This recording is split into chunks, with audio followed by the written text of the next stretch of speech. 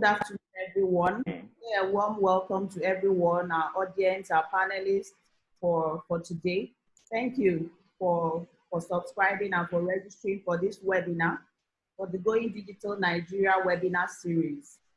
It's an initiative of VM Professional Solutions to assist or support Nigerian businesses automate their business processes to achieve effectiveness and growth during COVID-19 and beyond.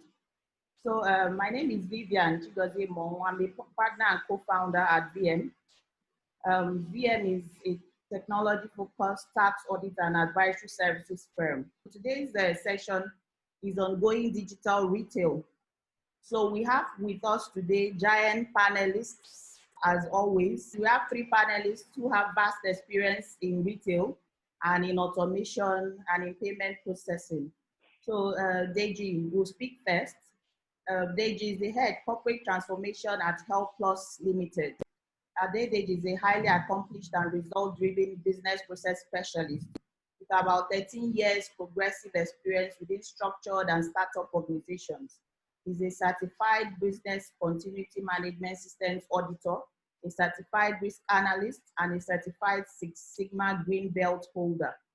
Previously, he was lead business process improvement at Waka Now, where he revamped the contact center operations and the usage of a defunct CRM tool from about 30 to over 400 users. He led the rollout of CRM across Dubai, London, Ghana, and Lagos locations. He also served in various capacities at First Bank of Nigeria Limited for about 8 years. Adedeji's key role at HealthPlus includes identification of improvement areas and implementation of changes to enable the business perform at its optimal level. In this webinar, he will dwell on how retailers are navigating the COVID-19 pandemic, the business success tips for retailers, how digitization of processes can help retailers achieve effectiveness and growth during and post-COVID-19. So our second panelist is Peter Magner. Peter is Sales and Marketing Director, Iridium Business Solutions, all the way from South Africa. Peter, you're welcome.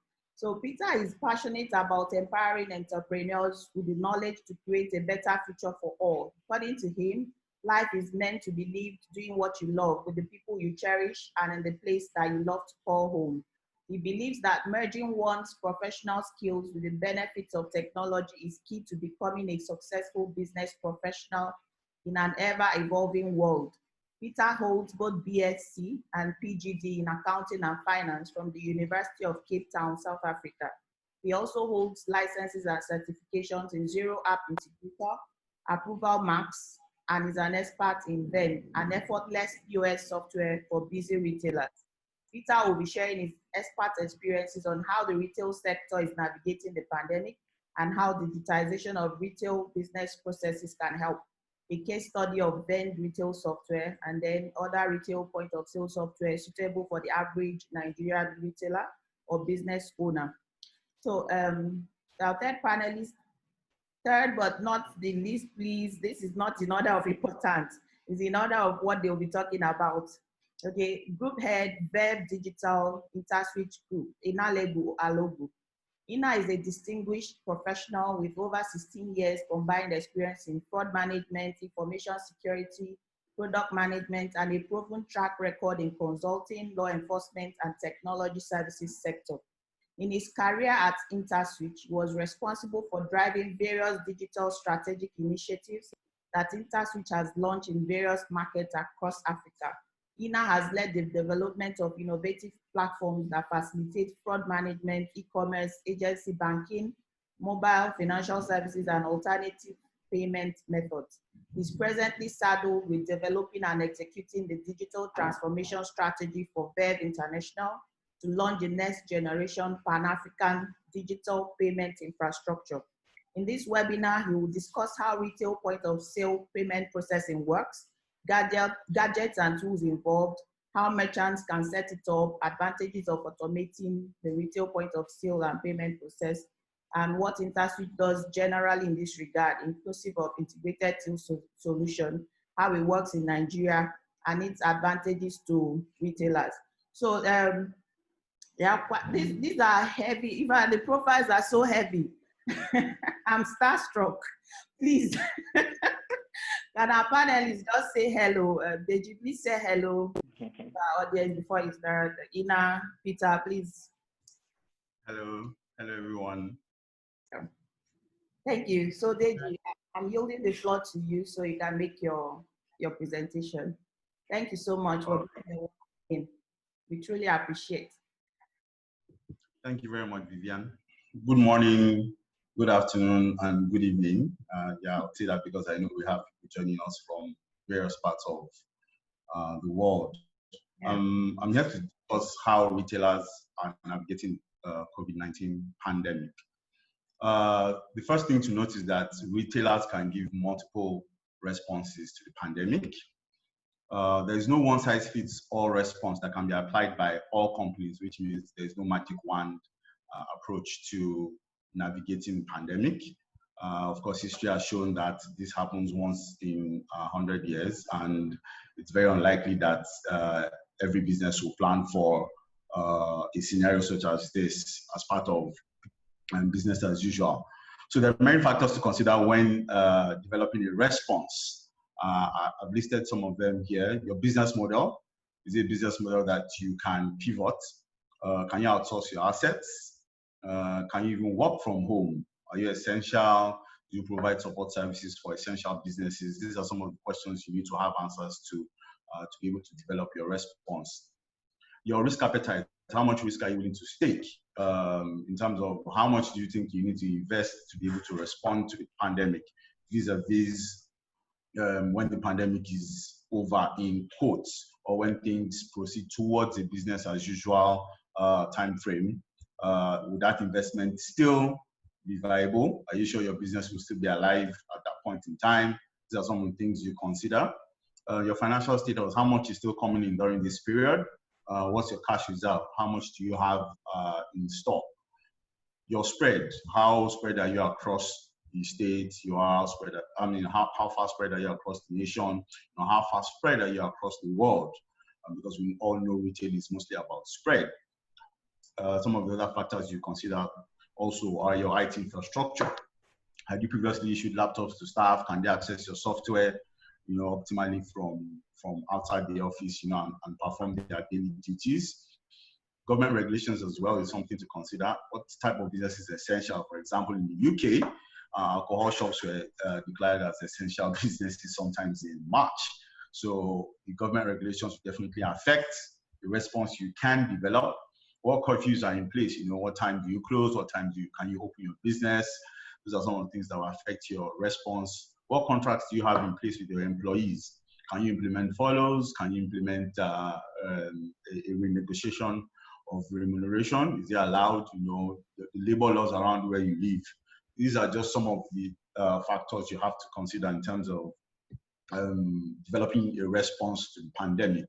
And here are some of the possible responses that you can actually develop as a business. Again, recall I said there's no one size fits all. You just have to take the bits that you feel apply best to your business. The first thing most businesses that want to survive this do is they set up a COVID-19 task force in-house. And task force will likely be responsible for monitoring updates on the pandemic and assigning actions to the team. So they're supposed to be very, very, very, very resourceful individuals on that team. It can be made up of 2 persons, it can be made up of 3 persons, and it starts from when they start the planning from when the pandemic had obviously commenced, sometimes in China, which means you are expecting that sometimes during the year it will also hit your own country or your geography or wherever your presence is, and then you start working towards how you're going to respond. They listen to information when things are changing, they know how to react to those things, they pass information to the rest of the team. Another thing you want to do is to create and circulate policies and procedures that ensure the safety of staff and customers.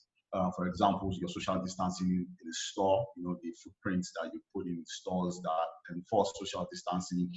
A lot of companies have staff policies that you want there to be social distancing on the staff policies. What happens if a member of staff has caught the virus, in terms of distribution of personal protective equipment. For instance, if you're a frontline business, there has to be a plan. Again, if you are retail, you obviously can't be distributing that centrally, so you have to have a plan for the various stores in terms of how they expect to obtain their PPEs. You obviously have to revise your goal for the year. As Jack Ma had said, 2020 is a year for survival, so you need to rethink your business model. When you rethink your business model, you come up with new targets that you intend to achieve.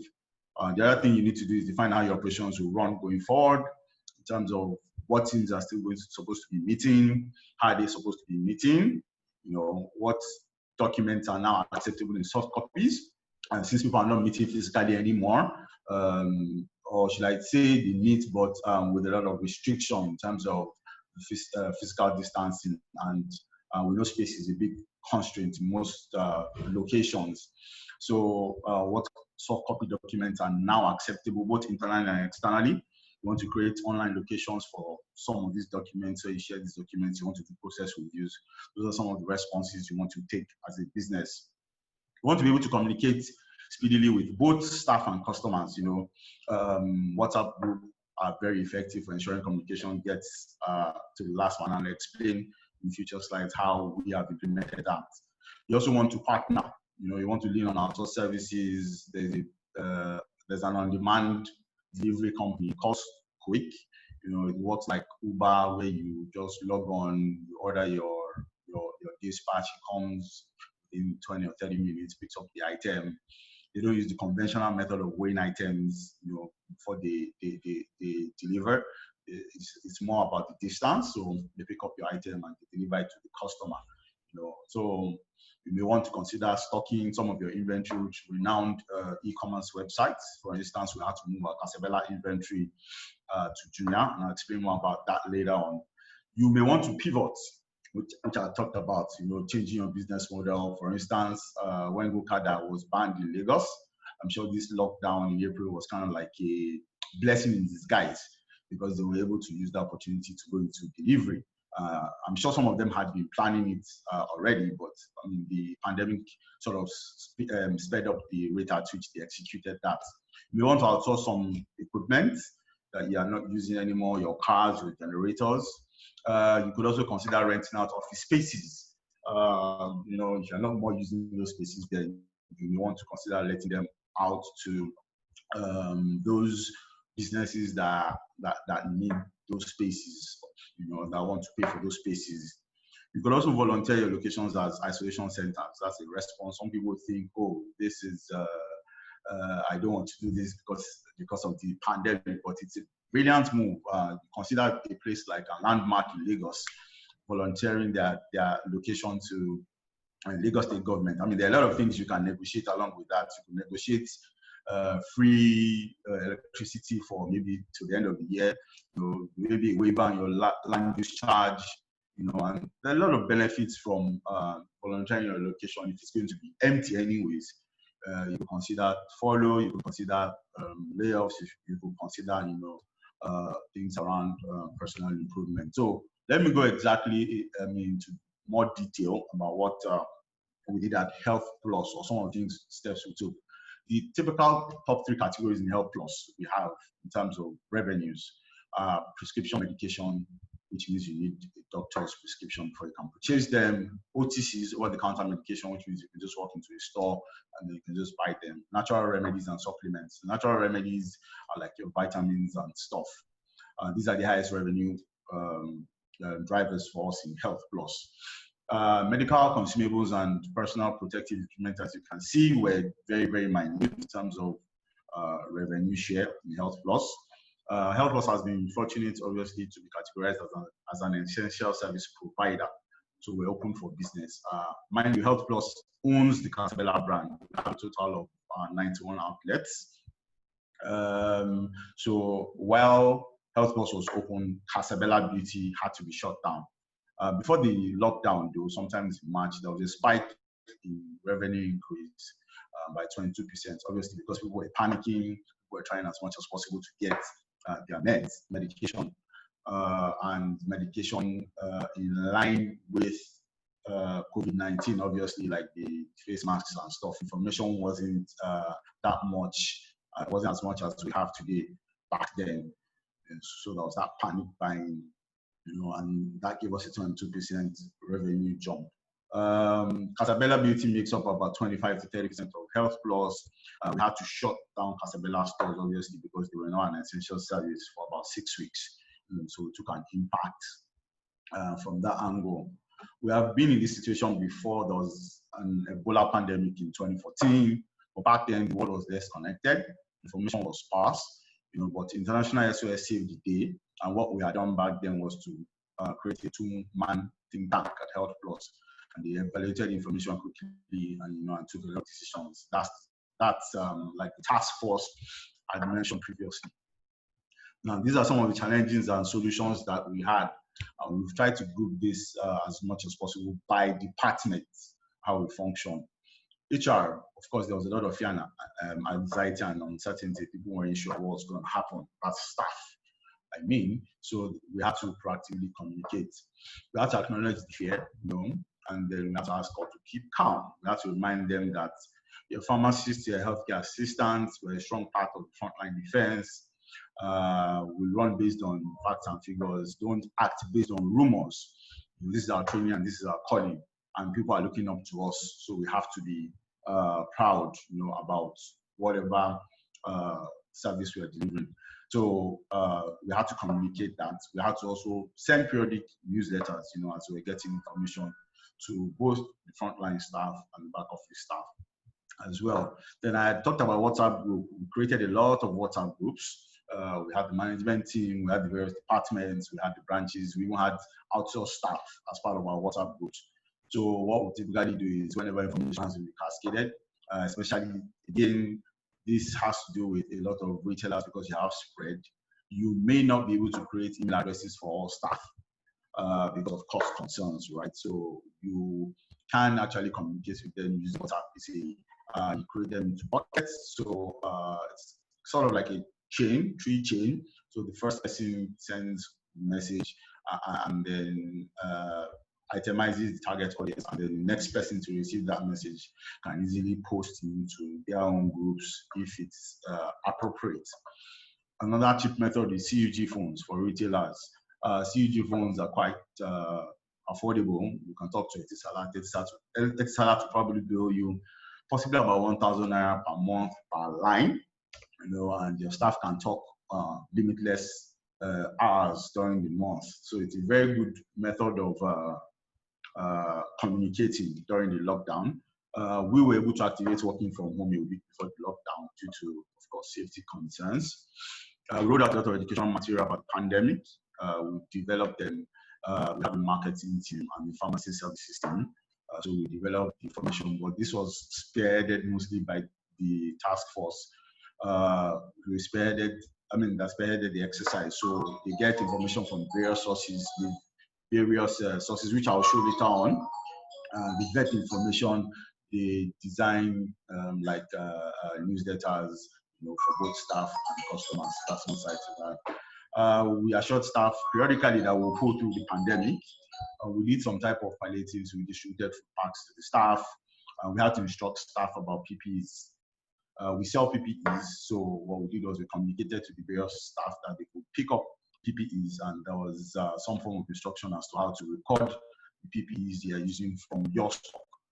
That was about PPEs. Then, of course, during the lockdown, most of the transportation costs, because it was very difficult to get transportation down here and some parts of Nigeria as well, they had to make special arrangements according to their geography. And then we forwarded the bills to head office, and then the head office made payments for a lot of those bills. Yes. So, of course, we identified that people will be, they'll remember what you do to them during these periods. It's very important that you capture their hearts and souls. This has to do about some of the things we did, staying open while keeping safe, keeping staff and customers very safe. lack of knowledge is now an option. You know, there's a need to systematically absorb information from the experts, and then you take action. You just don't take action, you vet, you ensure that the action is relatable to your space, and then you take action. You need to also be quick in doing this. You need to learn from your successes and your failures as they happen, and then you tweak as you go along. These are some of the information sources, like I mentioned earlier, that we relied on: NCDC, WHO, FIP, you know, PCN, PSN, ACPN, NAFDAC, worldometers, which are the multiple sites that keep tracking the number of individuals that have caught the virus, you know, and numbers that we've lost, and numbers that have been discharged. Lots of local and international news, WhatsApp groups. There are multiple WhatsApp groups that you can join, that you can get information from. There are even HR groups that you can join,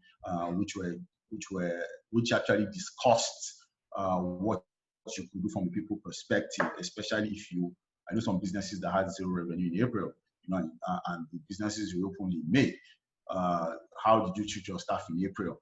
You know, some people got advices from those HR teams, you know, because you would actually need to boost the morale of these guys to come back to work sometimes in May.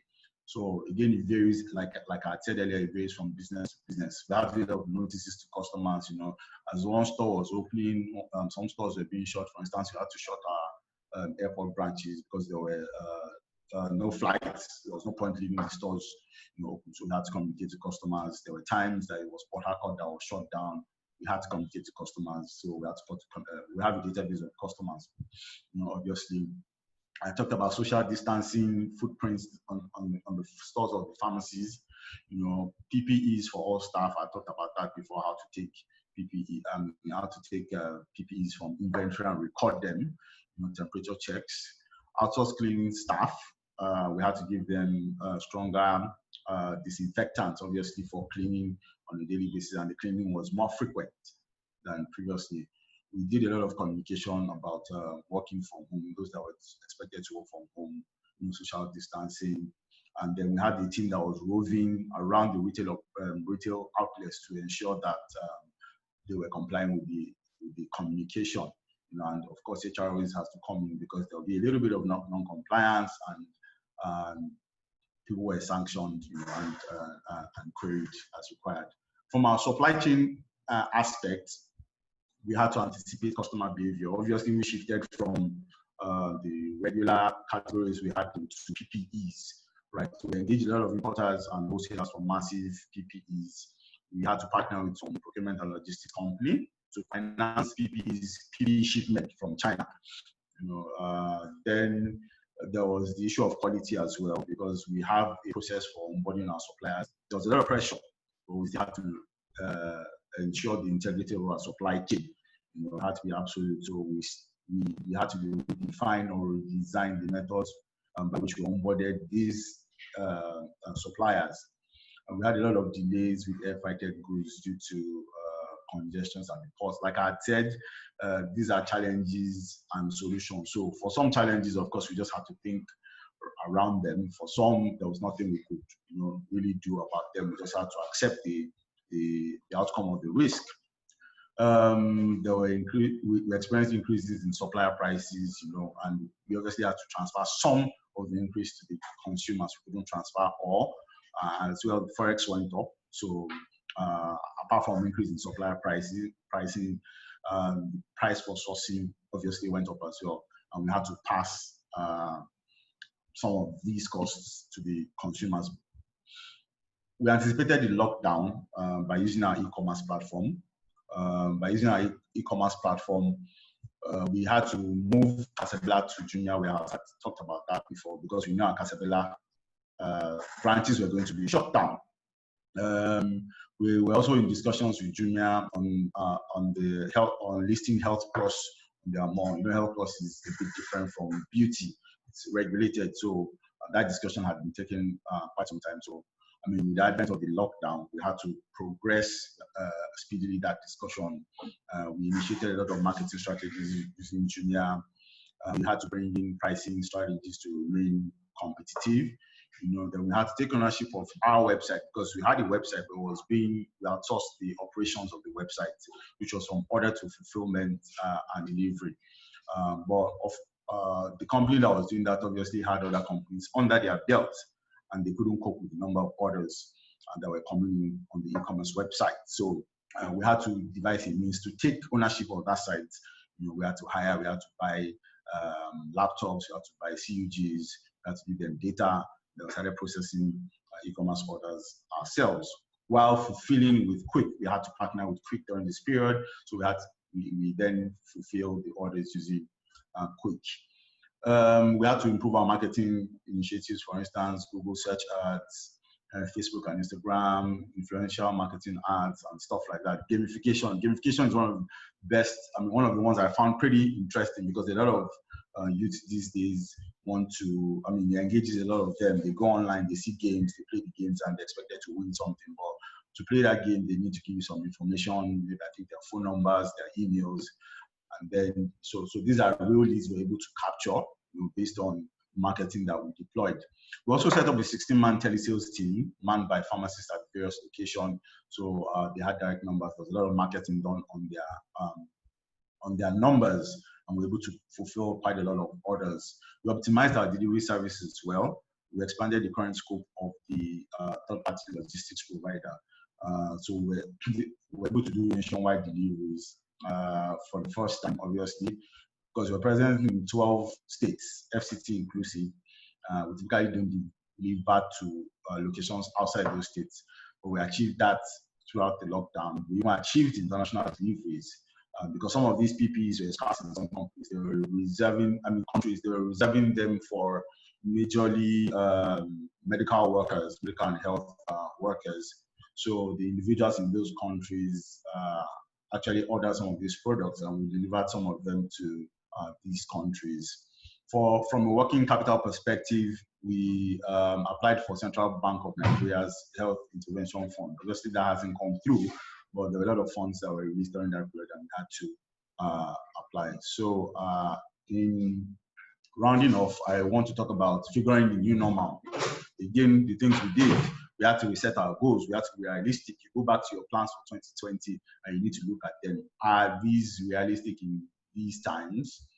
And then you settle on what you want to achieve, on the revised goals for 2020. We started meeting using Teams, obviously. Some companies cannot afford Teams, so you can use Google Meet. It's a very good free alternative where you can meet and have sessions such as these sessions we're having. We created a lot of online locations. We have Office 365, so we created a lot of online locations for meeting reports. When the teams meet, you're expected to upload your reports in those locations. Another good alternative, free alternative to that is probably Dropbox. If you can afford Office as a retailer, you can use Dropbox for that. You can use Google Drive for that. They are very efficient. We had to review processes to identify paper-based processes, and then we had to implement necessary changes.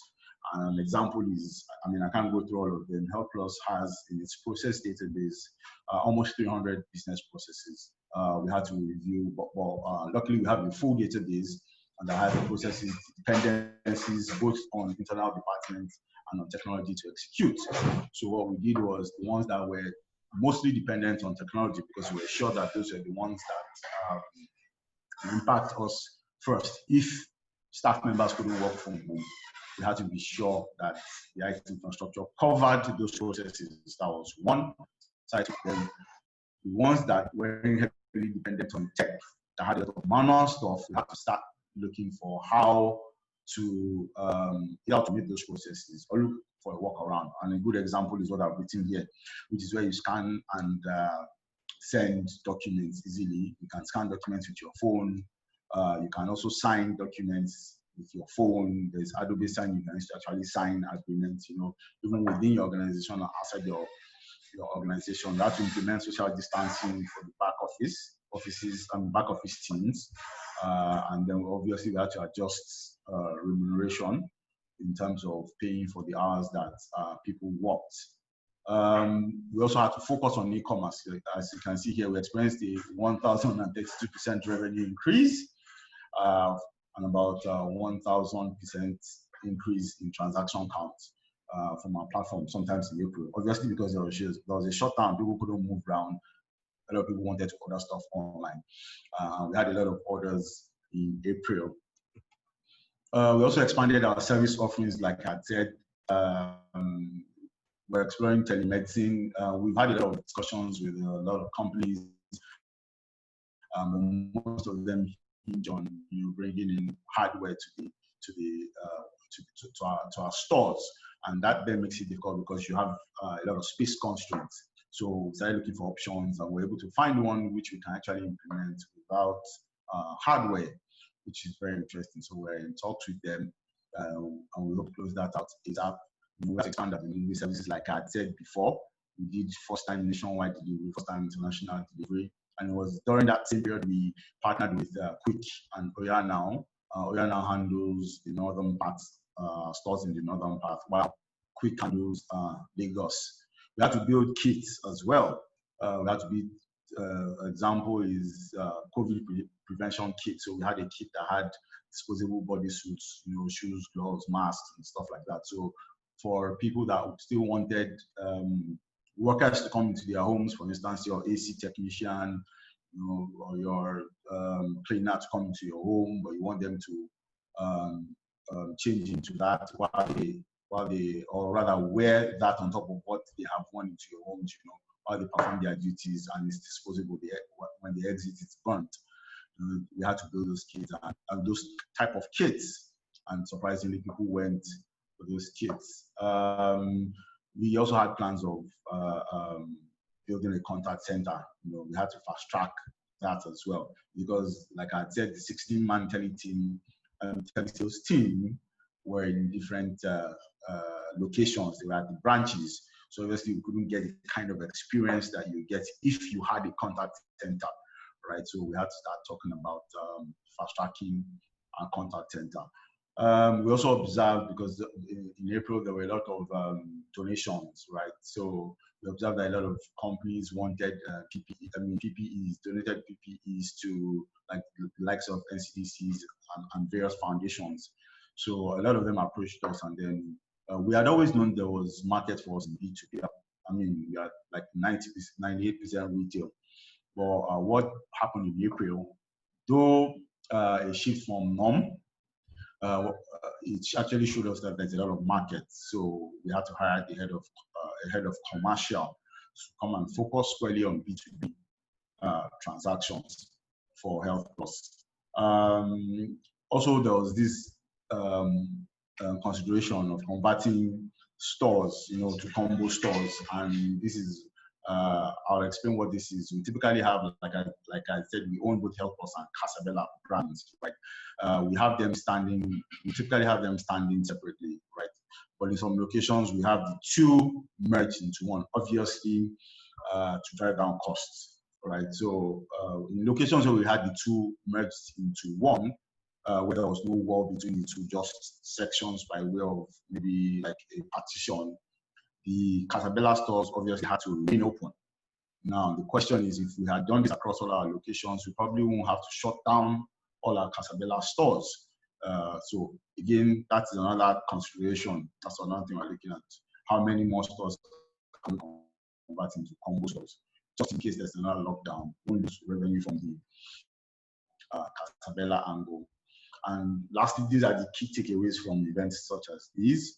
You need to have a positive mindset, or a can-do spirit. You need to keep calm. No knee-jerk reactions. Don't just react to everything that's stated that before. You need to process. You also need to be fast while you're processing information that's coming to you. Information, data, and speed are key, extremely key. You need your people are very important. Like I said, how you treat them during this period will determine what's going to happen when we near or start nearing business as usual. Every crisis, they are winners. Winners of this, manufacturers of PPE, education, logistics, food, communication, data guys, marketing, digital marketing guys, on-demand TV and stuff like that. And lastly, tough times don't last, but tough people do. Thank you very much for listening. I hope you guys gained one or two things from this talk. AG, I am wowed. I don't know about other people. In fact, I just feel we haven't started over here. You've done quite a lot, and we're really grateful to Dame Buki Judge for doing this for us and for other businesses out there. And we thank you for that insightful presentation. We'll do a recap afterwards, but let's just let Peter talk because he's also running out of time. All I can say is thank you. Yeah, thanks a lot. I mean, it's hard to follow up that presentation. So I'm not going to have a presentation. I'm maybe going to show one slide of one of my clients. So just so that you're aware, for those attending, I'm not a techie, but I'm an accountant, but I'm a techie, but I also am a retail expert. I'm a little bit of a lot of things.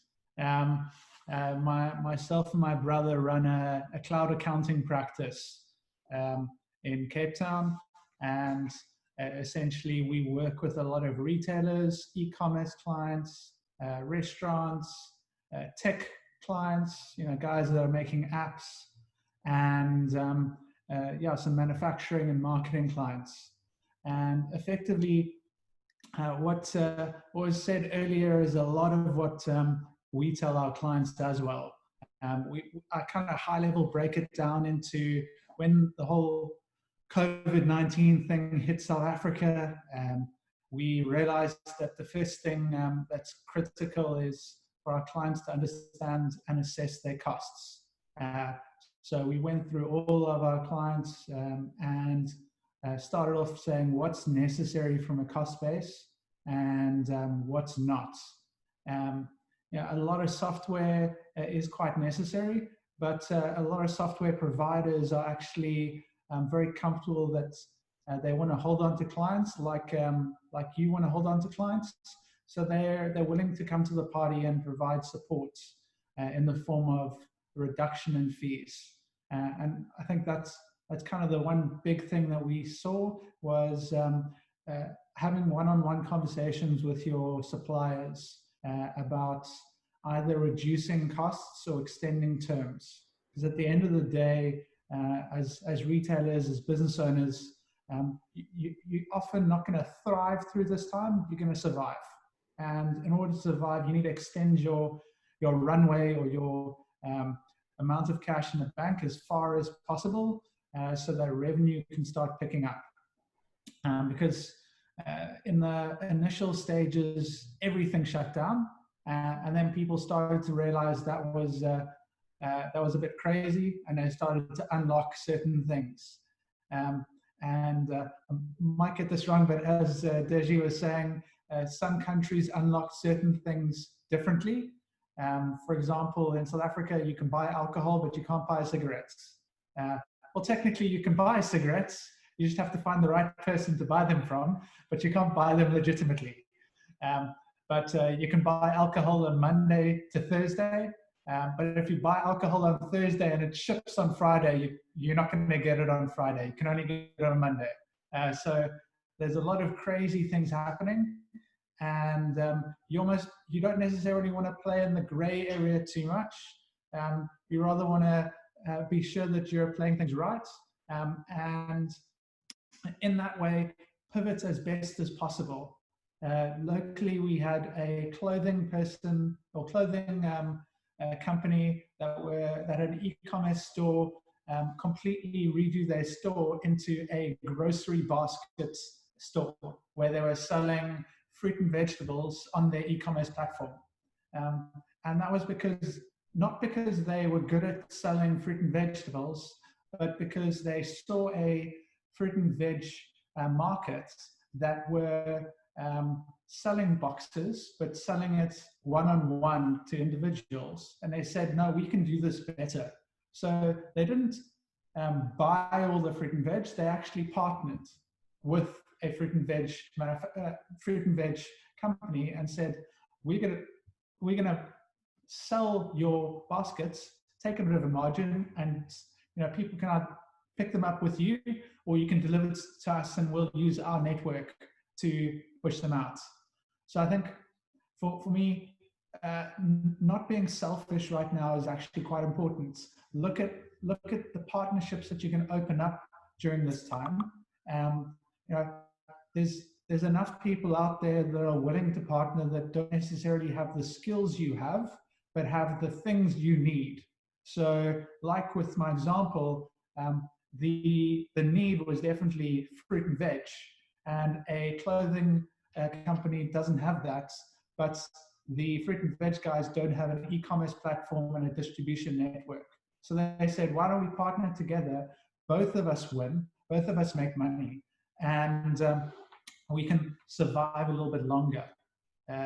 There's also been, you know, the alcohol companies selling disinfectant or hand sanitizer, and the clothing guys making masks. Now, in the long term, that's not going to, you know, that's not going to be a strategy that's going to make your business thrive. But as I said, right now it's not about thriving. It's actually just about surviving and getting a little bit more money in the bank rather than nothing in the bank. So look at, you know, easy ways to pivot. You don't have to completely reinvent your business, but rather think about what you're good at. And that's not saying, you know, you're good at running a clothing retail store. No, think a bit broader than that. Think that you're good at running a retail business and you understand customers and what their needs are. You can apply that to many different businesses, not just one. So think of it broader than your current business. Obviously, there's a challenge of when you can trade and when you can't trade. If you currently can't trade, understanding how you can drop your costs as low as possible is really important. But what's even more important, and he stole my thunder, but essentially is communication. During the 2008 crisis, you know, where everything fell apart, you can look to data from America, and because they've got a lot of data around which companies actually got through quicker, not necessarily got through, but got through quicker than others. And it was actually the companies that essentially recovered from the crisis faster. And it was the companies that marketed themselves really well, that were at the top of everyone's minds. And I think in order to market well, you actually have to have a client base of information. So you have to have a customer base, you have to have their information, and you have to be using tools to make it easy to market. So there's a lot of email tools out there, and there's a lot of tools that you can collect data from, you know, either through your website or through a point of sale system, or through a website that's, you know, e-commerce. But you need to be collecting that information so that you can market to your clients. Other ways that, you know, pre-COVID, guys were finding clever ways of using loyalty programs. So when you, to get people's data, because essentially data is quite critical. And if you're not collecting that data in a clever way and using it in a clever way, well, you don't have an audience. Obviously, other ways of building an audience are through social media platforms. And you need to kind of understand your customer base and understand, are they Facebook people? Are they Instagram people? Are they Twitter people? For me, to be honest, Twitter is a challenging space to grow in. You need to be constantly on it and constantly engaging with people, whereas with Instagram and with Facebook, you can be curating your posts and sending it out there and growing an audience a lot better. So I'm a lot bigger fan of your Instagram and Facebooks. If you're more of a professional type business, don't forget LinkedIn. For accounting firm like ours, we've actually gained a hell of a lot of clients through the LinkedIn platform. But it's through understanding who we're targeting and then through creating a persona for both our business and for ourselves. So the only way that you know, Vivian got hold of me and a number of people get hold of me is because they see me on LinkedIn talking about things that are relevant to them and that they want to engage with. And that takes time, yes, but it's really rewarding. So like with anything, don't get disheartened that you've been posting for a month and seen no reward. It's a long-term strategy. It's not a short-term gain. Another shorter-term gain would be using Google Ads and YouTube advertising to push to your network. But it's kind of critical to understand who your network are and then to push good content out. So I mean, in terms of systems, Vivian mentioned that we work with Vend point of sale. And I believe Vend is a system that you can use in Nigeria. It doesn't necessarily have integrated payment methods, which Ina might talk to a bit later, but it is an incredibly solid system in terms of managing your stock, in terms of gathering your client base, and connecting to other systems. So I'm going to share a quick just diagram of one of our clients so that you can get a slightly better understanding of what I'm talking about. Let me see if I can get in there. Okay, hopefully you can see. Now, what this is essentially a system diagram of a company called Great Yellow Brick. What Great Yellow Brick are essentially are a Lego store. They are the only Lego store in South Africa that can use the word Lego out on their branding. And effectively what that means is they're a Lego certified store. There's a number of stores in South Africa and globally that can sell Lego, but can't call themselves Lego. What they came to us, I think 3 years ago, with was a requirement for a point of sale system. And so we recommended Vend point of sale. And why we did was because it's a cloud-based point of sale. It's able to be used on a desktop, on a laptop, using Google Chrome browser or Safari, and then you can also use it on an iPad. And the big plus on an iPad is you can use it in offline or online mode, and actually similarly in the browser, offline and online mode. So I know prior to this webinar, we had some challenges with the internet connection, and Vivian disconnected and connected again, and that's often what happens, around the globe. It's not a country-specific thing, and so you don't want it to be impacting your store when you have internet goes down. You'd rather be able to continue to trade, and that's what you can do with Vend point of sale.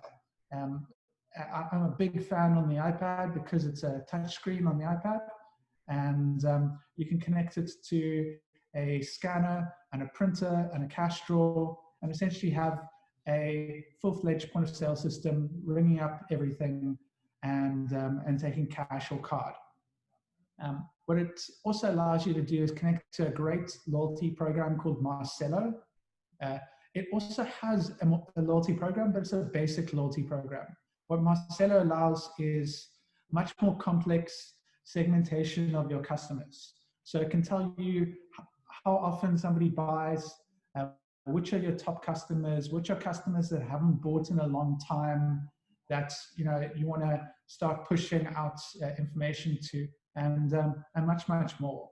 It also allows you to create clever ways of giving them rewards. So instead of just giving them 10% off, you could give them a gift. If they reach 500 points, they get a free Lego store gift, which is one of their gifts. It literally looks like a Lego store that you can build. And so using a tool like Marcelo allows you to reward your customers for purchasing and reward them with interesting gifts. You'll see it also connects to Shopify. I've got a two-way connection here, which is quite important in terms of your inventory management, because Shopify is not great with managing your inventory. And I believe last session was all about e-commerce, so I'm not going to delve too much into the e-commerce side, but essentially having an e-commerce store that's managed through your point of sale means that your inventory numbers are accurate. So when somebody goes online, they get accurate inventory numbers. Similarly, when they're in store, they know how many are left across your locations, which is quite important. For me, these other parts are how you're going to ship and who you're going to pay through. I'm sure Ina's going to talk a little bit about payments. And then the last kind of leg for this is kind of a local South African point of payment provider, Yoko. But the last leg is trying to use all of this and automate it as easy as possible. So all your Shopify sales flow into Vend. All your Vend sales are covered within Vend, and all of the sales together flow down into your accounting system being potentially Xero, which is also cloud-based. Now, what that means is essentially you're reducing the amount of human interaction with your numbers. You're speeding up the processing, so you don't have to be in store to know what your numbers are. You can get them directly from Vend. Similarly for your e-commerce store. And you don't have to collect any numbers at your store to get accurate accounting numbers at the end of the day. This other tool over here, Receipt Bank, kind of allows you to digitize all your documentation and then feed it into an accounting system. And this is, to be honest, it's not really relevant for Nigeria. It's a point of employee payroll system, but there are other payroll systems that also integrates to Xero. And I think looking at this, I'm going to stop it now. Looking at this essentially it's all around taking disconnected processes and connect them into one system or one overall system, so that you're reducing the amount of work that it takes to get the right numbers. And getting the right numbers is quite critical during this time. If you don't have a handle on what your sales are versus what your costs are, you're dead in the water. You're kind of looking ahead, but not actually planning ahead. So from a customer base in South Africa, I think the big things are understanding what are critical costs to them and what is their break even, and how can they extend their funds to last through this time. If you're in those fortunate positions where you're able to thrive during this time, like, congratulations, because it's really, really challenging. And if you are, look to partner with other people that can help grow that network even further. If you've got a great product but you can't get it out to the market, find somebody that's got a great way of distributing product. If you've got a great distribution network, look for those people that have those products that people need. So don't think in a linear manner and say, I'm distributing X and I can't sell X, so therefore I can't do anything. Use the talents that you have, the skills that you have, and pivot those into a way that you can make money. Essentially what a lot of people call that is hustling. So I think now more than ever, you need to really hustle hard and understand what you have and what your team have. So you might have somebody that's your receptionist, but that means they're good with phone calls, and they could possibly be on your helpline and start calling customers. One of the success stories that wasn't a big pivot at all, but I think talks to what Deji's said around the pharmacy. was having a personal touch, or having a a call center. What one of my clients did was they sell shoes. They sell really nice shoes. I'm actually wearing some. I'll show you. They look pretty cool. They're called Feldskin. They basically used to look really old school and have like a brown base, and they wanted to make them more South African, so they added color to them, and they've got lots of different styles now. Feldskin were not essential in South Africa during April. You couldn't sell and deliver. You could sell, but you couldn't deliver. So what they did was, rather than sitting back and saying, they need to fire their staff, they need to kind of pack up and stop, what they did instead was they said, let's open up our customer base and let's start calling our customers. Let's start seeing how they're doing, not just trying to hard sell. And at the end of the conversation, they said, hey guys, by the way, we're running a 30% off special during this time. If you'd like to buy a pair, use this promo code on our websites, and as soon as we're able to deliver, we will deliver to you. And they made R500,000 in sales during April by not delivering one pair of shoes. They called customers, and every single customer that bought off the back of a promo code. For me, that's not even pivoting. That's just clever. So they just looked at and said, times are tough right now. People would probably appreciate a phone call and just a personal conversation, and that's what they did. Their communication through emails was one of the emails was around interesting things you can do with your kids during lockdown at home. Here's some games you can play with them. So nothing to do with their shoes, just helping their customer base and understanding what's important to their customer base. And then, yes, they did have a bit of a soft sell and say, if you want to buy a pair of ours, by the way, we've got a discount. And on their online sales, online marketing platforms like your Instagrams, they did the same. And that was their way of actually making sales. And it's allowed them to be really successful during this time by just doing something small. And every single pair that went out after, when they were allowed, they had a personal note written that said, thank you so much, Vivian, for purchasing a pair during this time. We really appreciate it. And they took the entire team to write those letters. And they said, out of this entire process, that's one thing they're taking away from this, is they're going to be including personalized notes on every single one of their purchases going forward. Because they realized the impact that it had. They had customers emailing them and calling them and saying, this is incredible. I expected the shoes, but I didn't expect a personal note to me. So thank you so much.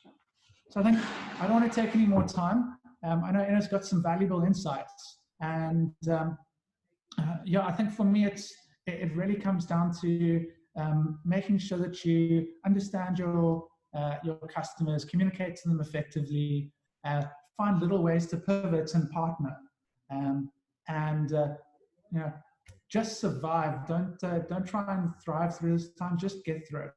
It's hard enough. I suppose the last thing for me is just an echo of your people are critical, and I think something to think about. They are important. On top of that, they're struggling. They might not tell you that, but they are. So have a conversation with them. Give them a Friday off or a Monday off. Make it, international company holiday or something like that. But realize that they're struggling and give them the space that they need. So yeah, that's it from my side. I think if you're interested in understanding Venn more, you can reach out to myself or Vivian. It is a great platform. I haven't really hard sold it, but I think if you are interested in getting onto a more cloud-based solution, there are great solutions out there. Venn's not the only one. Shopify have one, and there are a number of others. Unfortunately, I'm not super familiar with the Nigerian point of sale network, but hey, like if you're thinking about one, start with Venn because it's a more system to start with. Thank you so much, Peter. Thank you for the summary. In fact, the last thing you spoke about really touched me. And is also part of what Deji was stressing, you know, recognizing that everybody is going through one difficulty or the other, being sensitive to people's needs, supporting people generally. And it's from supporting people and seeking to solve that need that you actually sell, because that's when you begin to innovate new products that could, or approaches that could actually help people during this time. And then you begin to sell, not by coming out intentionally to sell, but by trying to solve a need. So thank you so much, Peter. So I hope you'll still be around to take questions though. But if you're not, no problems. We can always get back to you with questions that you absolutely need to respond to. And then I hope that is okay. Hi, Vivian. Hi, Vivian. Yeah, there's a question that has just popped in for Peter. Maybe before you move into Ina, if you can quickly just take that question. If you permit me, I can just read it out for him. please go ahead, Magnus. Okay, so Peter, thanks for your time. And one of our attendees who has pleaded anonymity has asked, he understands that, getting a knowledge of your customer is key and something businesses should have started from inception. Considering that we're now in a situation where it is very, very paramount, and in his own situation, he doesn't have a clear understanding of his business, of his customers. What would you advise from your experience and expertise at this time of the pandemic for this individual who runs a business but does not have a clear understanding of his customers, but still needs to operate, steady the business and somewhat thrive? Yeah, sure. Thanks, Magnus. I think starting with, you're in a business space for a reason. So you're selling, let's say you're selling clothing. You're selling it for a reason, and you're not selling it just because you happen to fall into the clothing space. You're selling it because you've got a passion for clothing or a passion for something. And if you don't have a passion for what you do, then there's a bigger problem. But I think if you're not fully understanding who your customers are, they're not super complex people. Somebody that is wanting to purchase a piece of clothing, purchase it because they like your style and they like what you already have been doing. What you need to understand is your current customer base is just a segment of everyone else in the Nigerian market. And if you're able to take what the general Nigerian population are experiencing and enjoy doing, that's probably who your customers currently are. Unless you're in an obscure small space of retail, I buy clothing from a number of places because, well, I like the look of it, because maybe it's got a tick on it, or there's a very small number of reasons why. But what am I struggling with? Well, right now I'm struggling with that, and might sound petty, that my wife and I can't go out to a restaurant and enjoy dinner, or I can't get out and go for a run. The general population is struggling with the same things. So you don't necessarily have to understand what your individual target audience is struggling with right now. If you actually just talk to the general population, you'll talk to a majority of the struggles that your customer base is also struggling with. And then, you know what, things like surveys are great. Popping out a survey, and you can get cheap surveys or cheap or free survey tools. Pop a survey out to your customer base and list, a handful of things that you think they might be struggling with, and ask them to just tick through that. And for everyone that completes the survey, they get a discount coupon from the next purchase. And if they add a little section at the bottom and add in a comment of additional concerns and struggles they have that you can help with, maybe they get an additional coupon. And that's about gathering data. So find clever ways, run competitions, and push out to an audience to try and get in information if you don't understand your current audience. The other thing is, if you've got lots of people doing nothing, call people and talk to them and just go, hey, times must be tough for you. We're just reaching out to our customer base. Can I ask, what's your biggest top 3 challenges right now? And you'll get a lot of information really quickly. So I think that's kind of from my side what I would do. I'd reach out to people in clever ways. Thank you very much. Thank you, Peter. I'll yield the floor to Ina. Ina, please go ahead. Thank you. Okay, thank you, Vivian. I'm going to share my screen now. Okay. And Vivian, could you just let me know when you can see my screen, and I'll just assume everybody else can. Yeah, we can see it now. I can see it. Okay, awesome. So once again, good morning, good afternoon, and good evening, depending on where you're connecting from, what part of the world you're connecting from. My name is Ina. At the moment, I'm the group head for Verve Digital, but I've been involved in the last couple of years in helping Interswitch with reinventing its business model and making its transition from becoming a fintech to a digital payments and commerce company. So I've been involved in a lot of the digital platforms that Interswitch now opens up to other partners and competitors with us, who we compete with, but we also cooperate and collaborate in certain areas. But I'll be focusing a little bit on the payments part. But as I would describe later on in my slides, payments is one of the functional needs that SMEs usually need for running their businesses, especially those who sell their goods physically, so the brick and mortar SMEs. But my presentation is structured in 3 sections. So over the next 10 minutes, I'll just walk you through and the presentation broken down into 3 sections. And the first is to just try and understand what the challenges and opportunities are for retail payments. Then we'll go into just telling you a little bit about Interswitch's strategic approach for retail and our digital strategy for supporting the retail segment.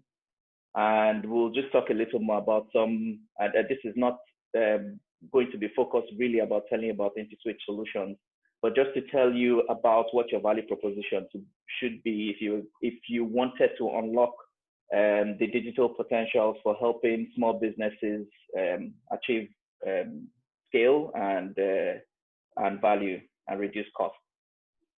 Okay, so quickly, this slide shows you a picture taken out of space, and this lower part here is Africa, and then you have Europe at the upper part here. And people use this picture to describe Africa as the dark continent.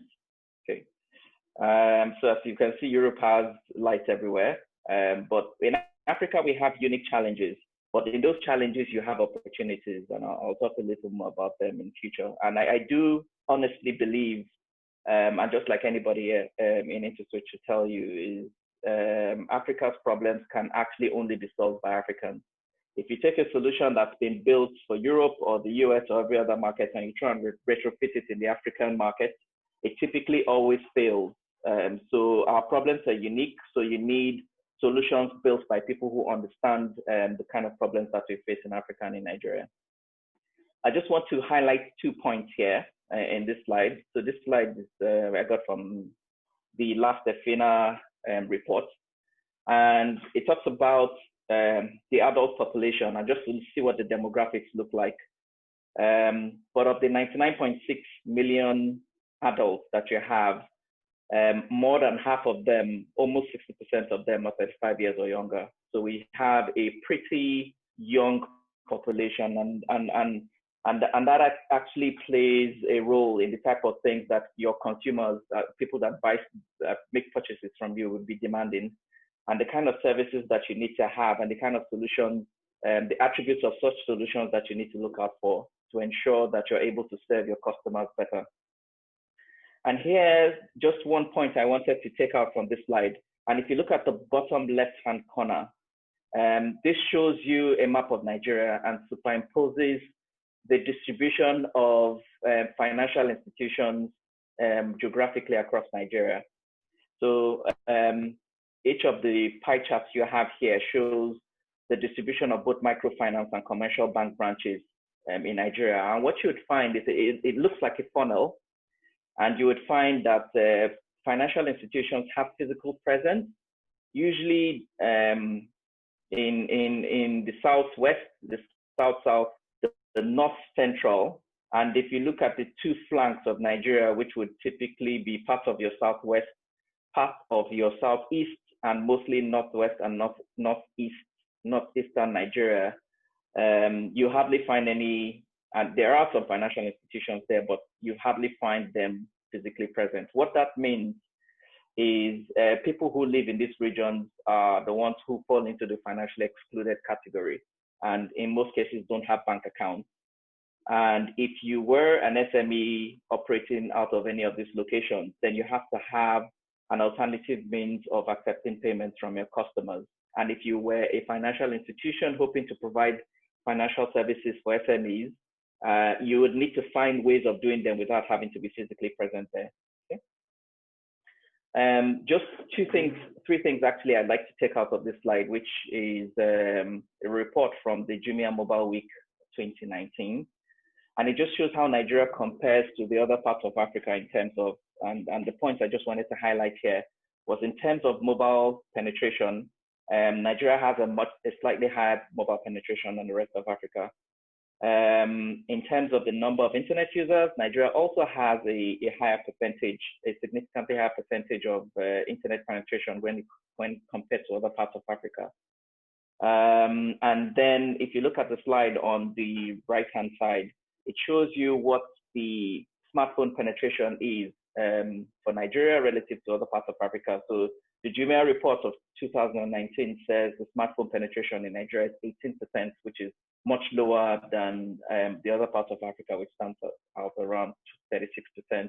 If you speak with the mobile manufacturers, they'll tell you that the smartphone penetration is somewhat between 25% and 30%. And the reason why it's important for us to highlight this point is you find that most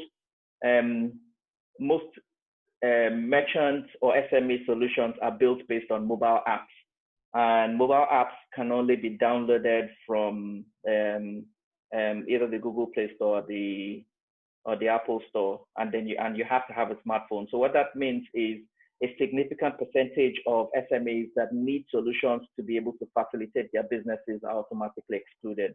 So that's just the point I wanted to make there. Now, just two things I needed to highlight here is how important the SME segment is to the economy of Nigeria.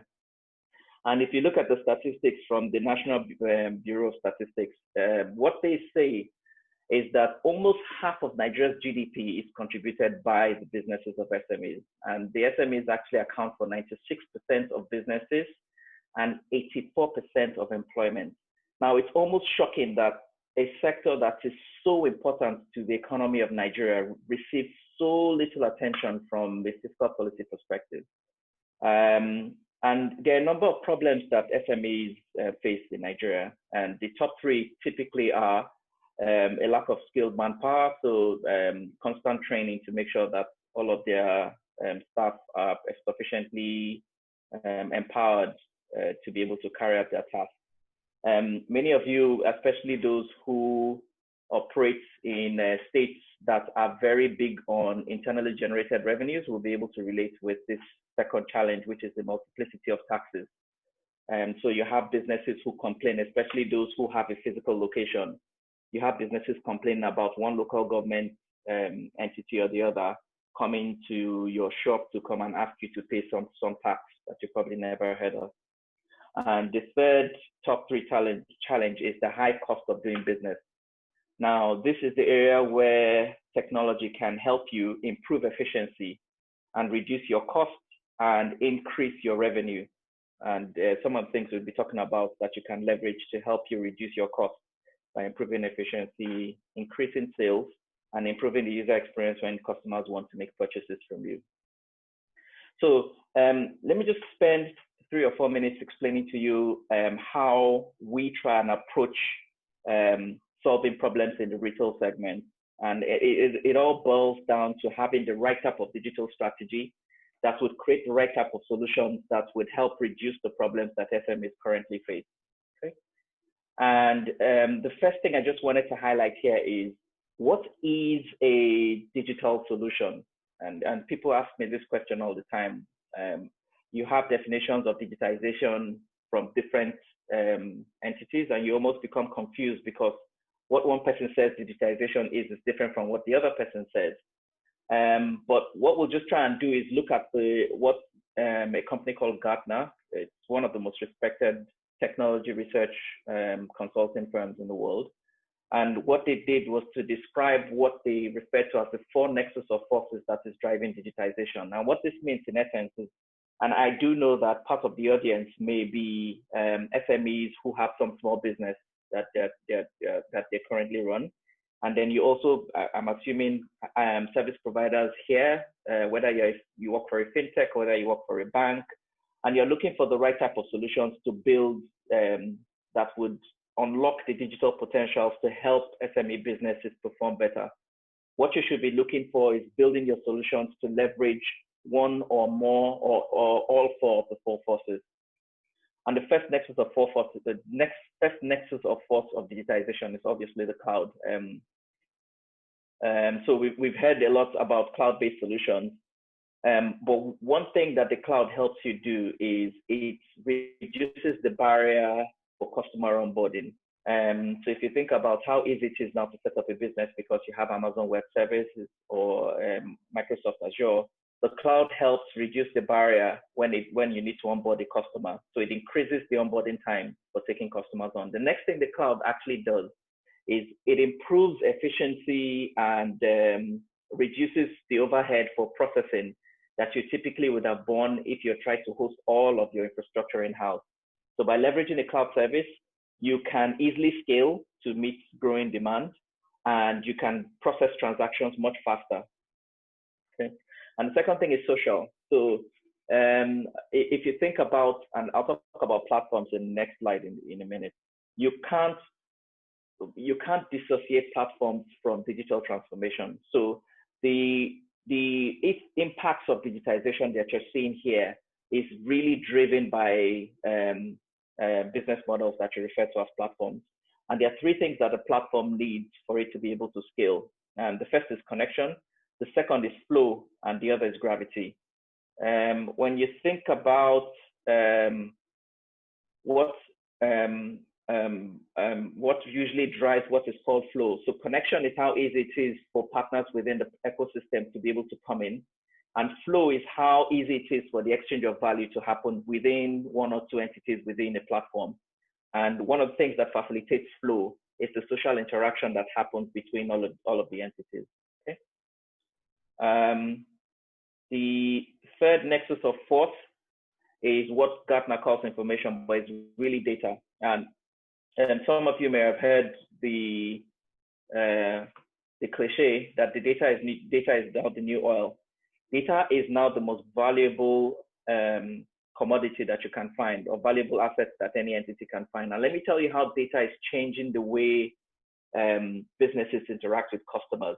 So typically, as a small business, if you own a brick and mortar shop, say you have a supermarket, for example, that you're running, you usually wait for the customer to have a need to purchase something, and then you hope to position yourself in a place where you become top of mind when the customer is looking for where to fulfill that need. So you wait for the customer to have a need, and then you then try and advertise, you make yourself visible enough so the customer can walk into the supermarket to purchase from you rather than somebody else.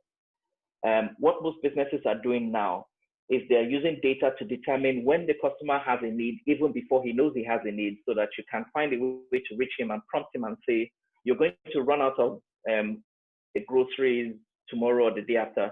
If you're looking to find a good deal to buy any of your groceries, this is where you can find me. And chances are, because of how you've leveraged data to try and identify or forecast what the customer's need is, you'll be able to reach out to a customer long before your competitors can. And of course, the obvious last nexus of force is mobile, and that's because of the ubiquity of the mobile device, and that's a small device that we just can't seem to live without.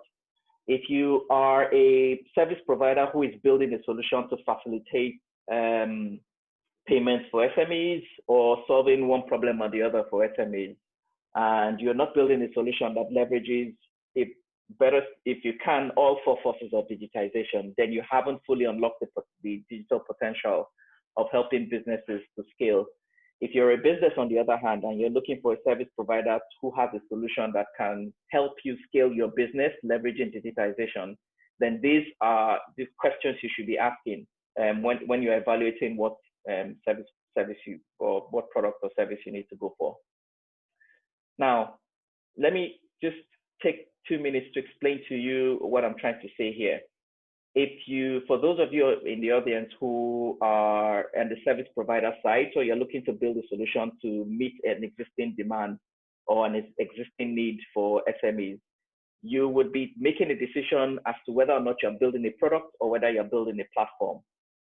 So both are necessary, but you need to find where you're going to be positioned. From the Interswitch perspective, we are positioned more as a platform, and we took this decision a couple of years ago, and we did that because we realized that Interswitch alone could not build all of the products to solve all of the problems that we have in Nigeria and in Africa. But we had spent the last 17 years building rails that we could open up to other innovators and just let them fly and build all of the solutions that they needed to solve problems that they've identified. So what we now have is a platform that we have exposed using public APIs, and that we then open up to service providers, fintech, financial institutions, to build all of the products that have all of the features that would meet an existing need. Okay. Now, this is just speaking to all of the things that you need to do to be able to unlock digital value. So what is going to be your value proposition from a retail perspective? And what I want to do is just start by showing you how payments have evolved to be able to achieve scale in an increasingly digitized environment. So what you had in the past was when payments was used as a differentiator, but payments is now evolving to something else.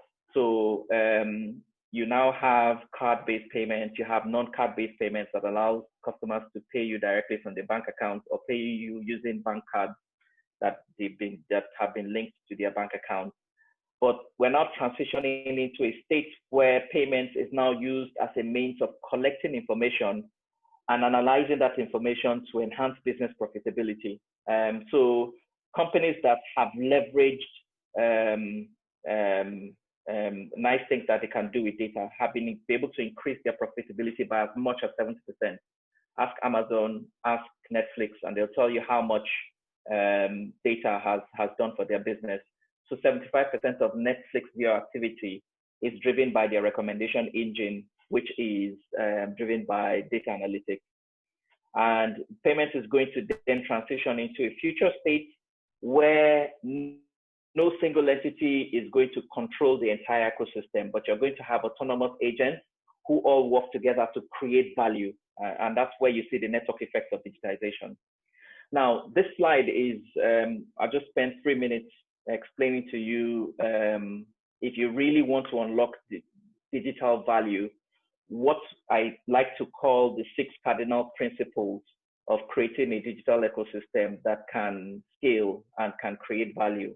And the first thing, obviously, is that your solution has to be mobile compatible. Whether it's a mobile web or it's a mobile app, it has to work on mobile. Otherwise, you are not unlocking the full potential of digitization. The next thing is what is referred to here as devices connecting everything. So devices are now becoming connected.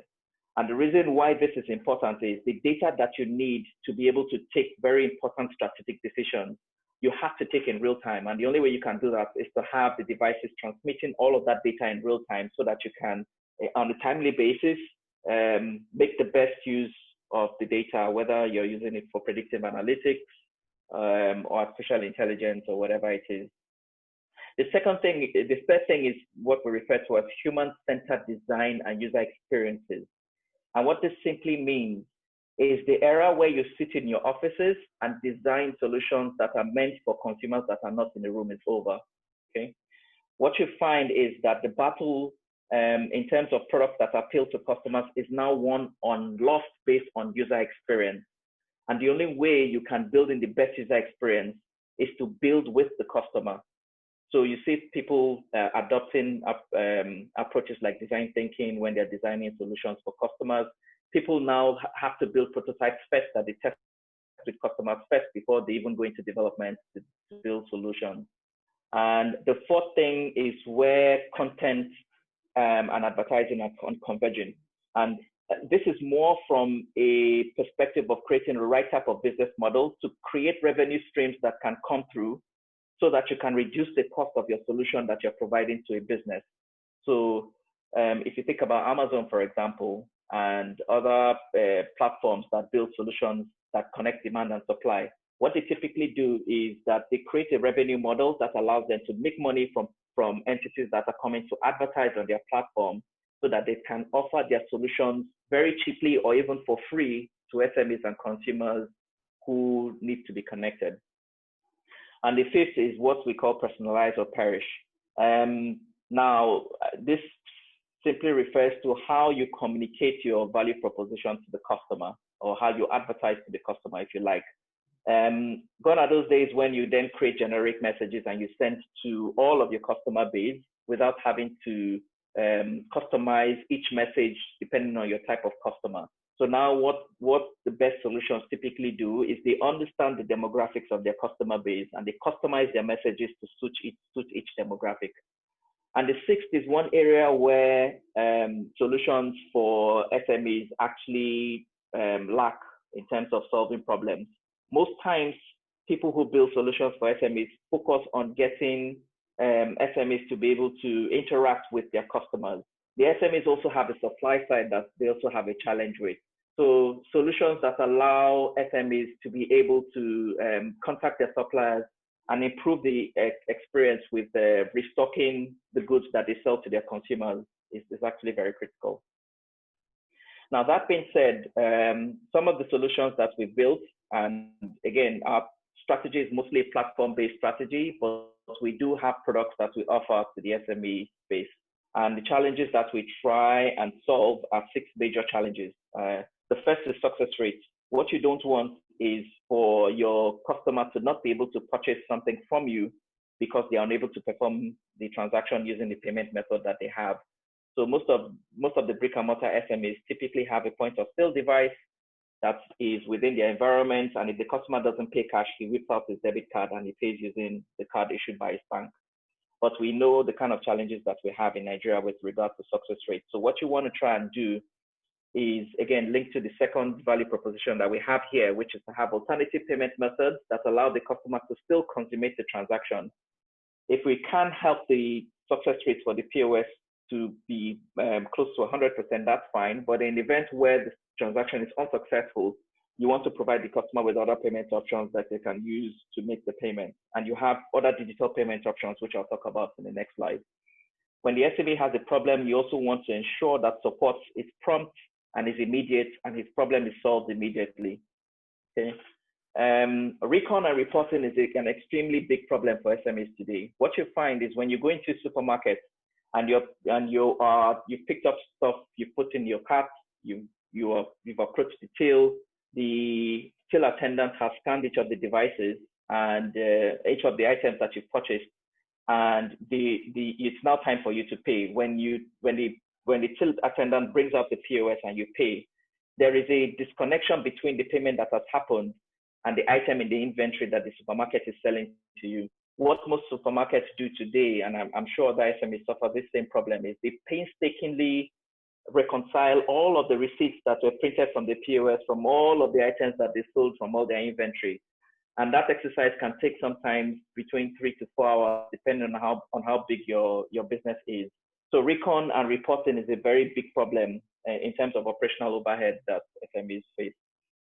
Transaction speed is another. So you want the transaction to happen quickly so that you don't have queues building up at your tills. And cashier errors also leads to revenue losses for SMEs as well. So cashier wants to punch in 10,000 Naira and omits 10, and that's 9,000 Naira loss for an SME. Okay. And last but not the least, this again, this is not supposed to tell you about Interswitch's solutions, but just to give you an example of the value proposition that we have for our Interswitch integrated payments platform that we have. It's a solution that is targeted for brick and mortar SMEs who have a physical location, but it also helps you support multiple channels for payments, helps you with reporting and reconciliation, removes errors by connecting directly to the till to receive the transaction amount without the merchant having to, the till attendant having to enter it in. And it's suitable for SMEs in different segments, whether you're in health, food, groceries, or household items, entertainment, or whether you provide services, and whatever it is your business is involved in. So this is my last slide, and thank you very much for your time. And I'll hand over back to you, Vivian. Thank you for that insightful presentation and for all the data you collated and shared with us. That's data part. So we can see Africa from a bird's eye view, the dark continent. Isn't that what you call it? That was so funny. That's what most people call it, the dark continent. And it was really dark on that diagram. So we saw Africa. It is indeed from space. Diagram, and then Ina delved into Africa to tell us that Africa's problem can only be solved by Africans, which is true. And then all the data he shared about people online, mobile usage, people who are embracing financial technology and digital technology, and then the absolute need to understand the customer and to get your data right.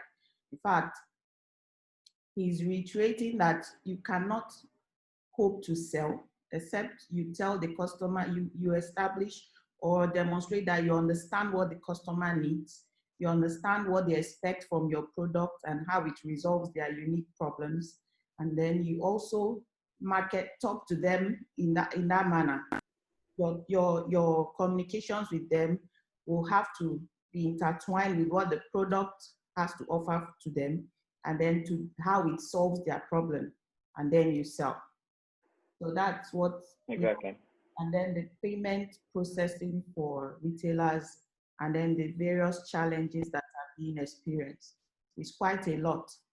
So maybe I should just summarize everything, just in 5 minutes or 3 minutes. I should just summarize. In fact, everybody is talking about understanding data and numbers and customer behavior, and then responding appropriately to it.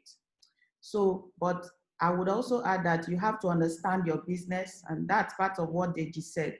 Understand your business and its peculiarity. What is your value proposition? What drives that value proposition? What is your customer demographic? What need have you identified out there that drives your product and value proposition? What are the numbers? What are the data? How do you track them? So how do you track them without appropriate tools? Technology has made things easier to track the numbers so you understand where you're going. So for instance, if you have an accounting system that tells you this stock running out. You just ordered PPE equipment, and the next day all the stores have run out of PPE. Something in your accounting will tell you that, come on, this is a fast-moving product. And then you set up a reorder level that pops up to tell you this stock is about finishing, please reorder. You know, with the length of time the supply chain has now presented to be able to reorder and bring goods. So those things are data-driven effectiveness, which can only be achieved by appropriate. And then if you have appropriate tools to receive payment, you reduce mistakes and collect more cash, be able to account for them. So data, you know, is important. Then going online, I was thrilled by the amount of the percentage of revenue increase that HealthPlus presented. That's 1,032% increase in revenue from e-commerce and online presence, enhancing their online presence, diversifying products and services based on customer behavior, which you cannot sit in your office and know. You have to go out. You have to find out what the customer wants. You have to look, check, be empathetic, and be in their shoes. So 1,032% is enough to convince anyone that you just have to come online. You can't be doing brick and mortar, and the world is going past brick and mortar, or you know, our usual way of if you're not buying, go. You go to a retail shop and you're pricing something and the person is not even talking to you. You know, there's no customer. Even the customers here, we've gotten used to that. But where other retailers are going online and bypassing you and, you know, getting into the customer's shoes and into the customer's skin, of course, I too love to be pampered. So if I were a customer, I would tilt towards that. So that is about going online. You just have to sell online, enhance your social media presence, be able to work with the internet. You need internet to go online. Be able to carry people along, both the people you work with and the partners in your supply chain or in the delivery chain. You need partnerships that work. You need people. You need people who understand you and you can trust, and vice versa. Be able to push your business forward this time and then going forward. And then innovation. Innovation comes from understanding the systems and the numbers. But I think everything works together. First of all, everything has, in fact, as Ina said, everything is now that content, that is product, coming to get converging with advertising and commerce, right? Everything comes together. Then the numbers, you have to have a system that connects everything. Peter showed us a diagram of a system of Vend, Shopify, Zero. Those are how you sell from Shopify or all other online platforms. You account for it, you make sure your stock, you protect your stock. If you're a retailer and you don't have plan to control and protect your inventory, in fact, I don't know what you're selling. So you need to be able to account for it, understand the customer behavior from the stock trends, from the purchases, from the sales. Know where you should cut costs, know where the costs are high, cut it or reinvent it. Just like Deji said, reinventing non-essential and essential lines and spaces. Then account for it. So at the click of a button, you know your profits, your turnover, your profit. So how did HealthPlus know that they made 1,032%? It's from a system that gives them credible numbers.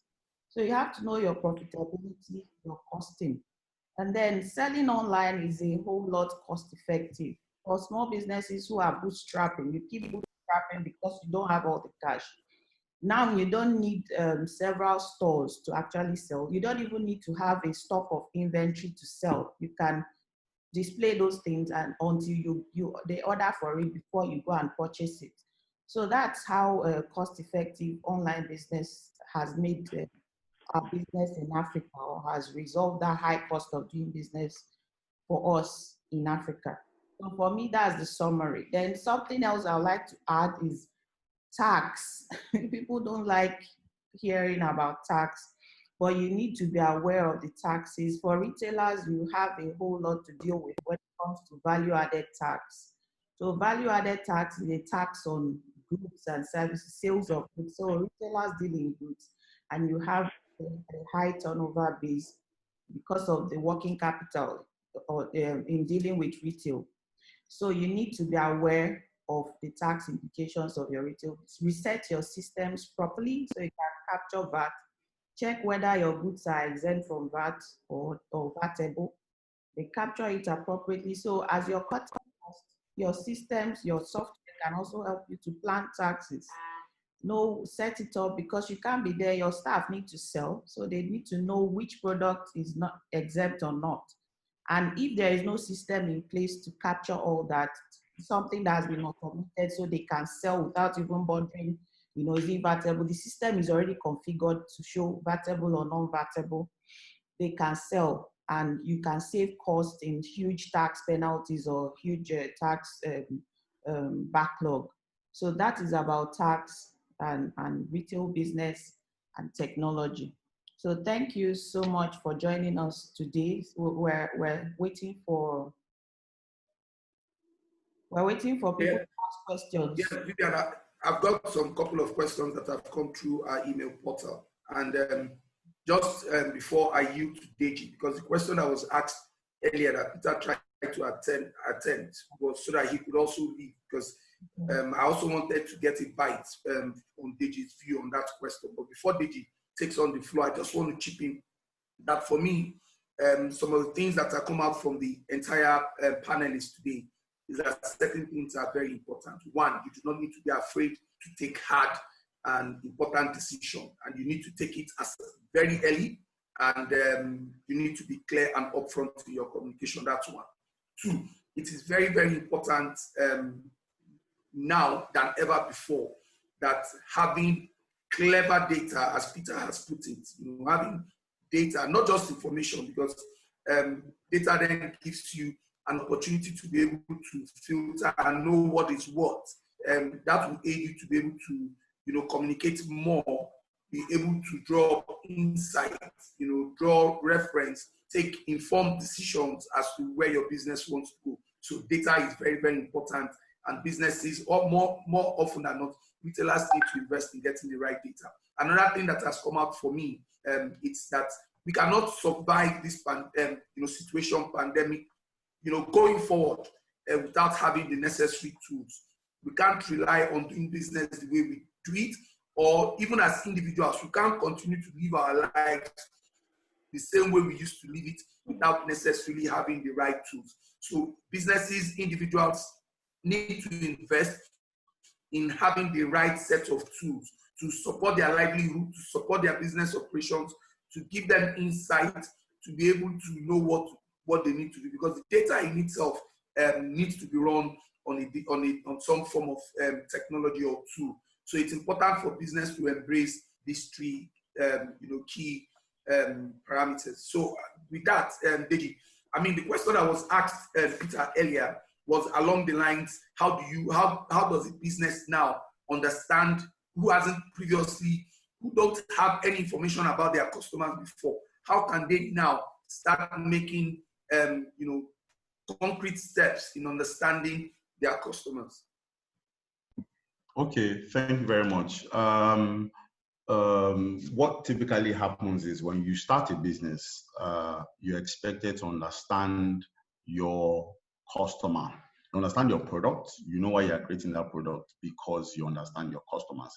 Or what we have observed is that a lot of SMEs start in the reverse, which is they have started a company, they just want to sell a product, and at the end of the day, they run into the problem or the challenge of how do I then, how am I sure I'm even marketing to the right customers?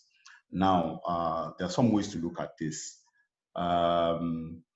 You can look at the product itself, look at the market. You have to do a lot of research, internationally or locally.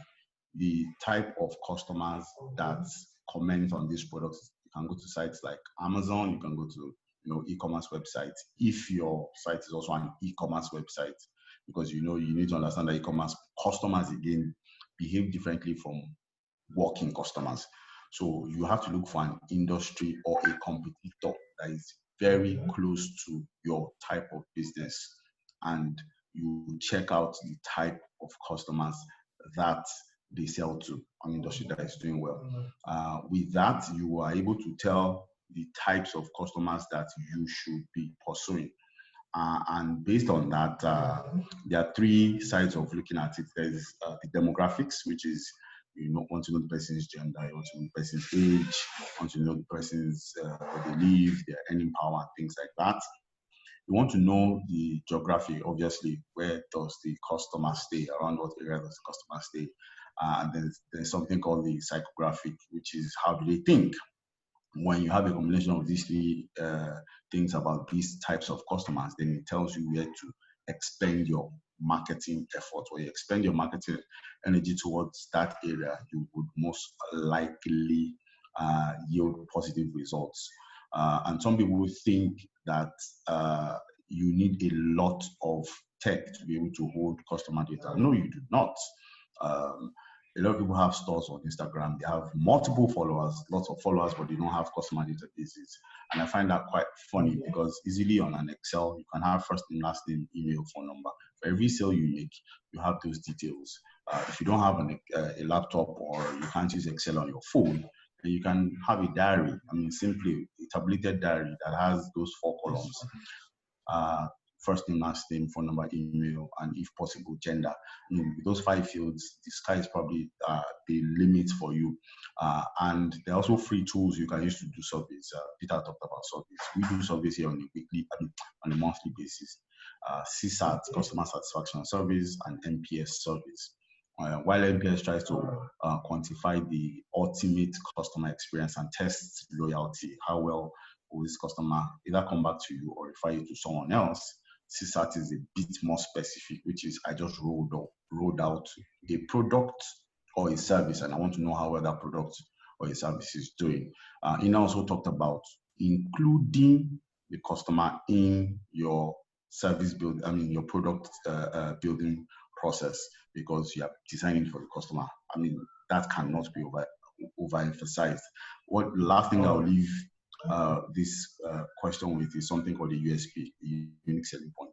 Don't just go into business because you just want to make money. Yes, everybody wants to make money, I understand that, but there's got to be something different about your business, because what stops Mr. A from going to X store and coming to your store is probably what is unique to your business. You need to define that unique selling point and make a lot of noise about it. Thank you very much.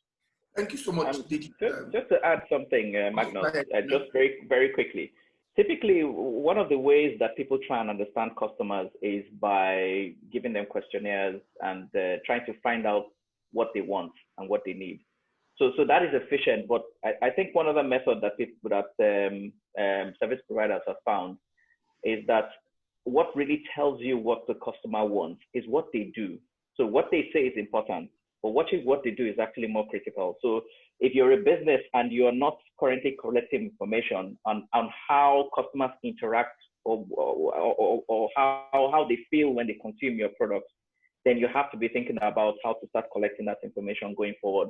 Because most of the people who make the best use of data to produce the most efficient insight focus a lot more on what customers do rather than what they say. If you ask them what they want, sometimes they know what they want, but they can't really articulate it to you in a way that allows you to make strategic decisions. So it seems to be that the more efficient way going forward is actually trying to understand what your customers do. Look, I agree with you all, and that's the message we would also try and reiterate to our attendees and those that follow us, because even this video we will also be sharing on other various platforms, the recorded version of this presentation at the end of the day. So more importantly, for businesses who prior to this period are not collecting data, they need to start investing in collecting, keeping, analyzing, and using those data. So that's just that. So the couple of questions for you. One, I mean, with your role and position at HealthPlus, how has HealthPlus been able to manage employee engagement vis-a-vis the fact that certain aspects of the business had to be shut down for some couple of weeks some, from your presentation had to be moved on to, another SPV, for the lack of correct word. So in your view, in your experience, in your position, how has HealthPlus been able to manage employee engagement? Because it's key. And somewhere down the line of our webinar presentation, we also have the going digital human resources aspect. So I just want, someone has raised something concerning employee engagement, but I've just tried to tweak that question to aid the discussion in the next couple of weeks from an employee engagement perspective. Okay, that bit obviously was a very touching part for us. Like I said, the beauty arm of our business was obviously not classified as an essential business, so to say, and we had to shut that down. We had to shut that down, again, like I said, a week before even Lagos State pronounced their own, declaration. And what we had done was to manage the whole situation. We had communicated. Obviously, you have to, the first thing, most important thing to do is to communicate. We had communicated about the shutdown, obviously, to the various branches. And what we did was we had looked into their leave days. As a business, you typically won't want to take that much heat. So we had looked into their leave days, and we had given some, I would say, free days in quotes. I think it was about 7 days, because this lockdown, the shutdown we implemented was towards the end of March. So that was a 1 week period, and this 1 week period was not deducted from their leave, neither was it deducted from their pay for the month of March. That was one. This is one of the things we did to encourage people. But obviously, when we got into April, April was a full shutdown. They didn't do any work, so we had to obviously apply some of their leave days, and that's part of what I was talking about. Consulting with a lot of what's it called, employee HR forums, to know what is allowable, according to the labor law and or whatnot. And obviously, we had to apply leave days, and we couldn't even, in terms of payments, because in the end, revenues dipped because we closed the stores. So we had to be factual. So yeah, while HealthPlus was still constant, I mean, Casabella that makes 30% was zero, more or less, for the physical stores. So what we had to do was we had to look for a reasonable percentage to still pay the staff for the month of April.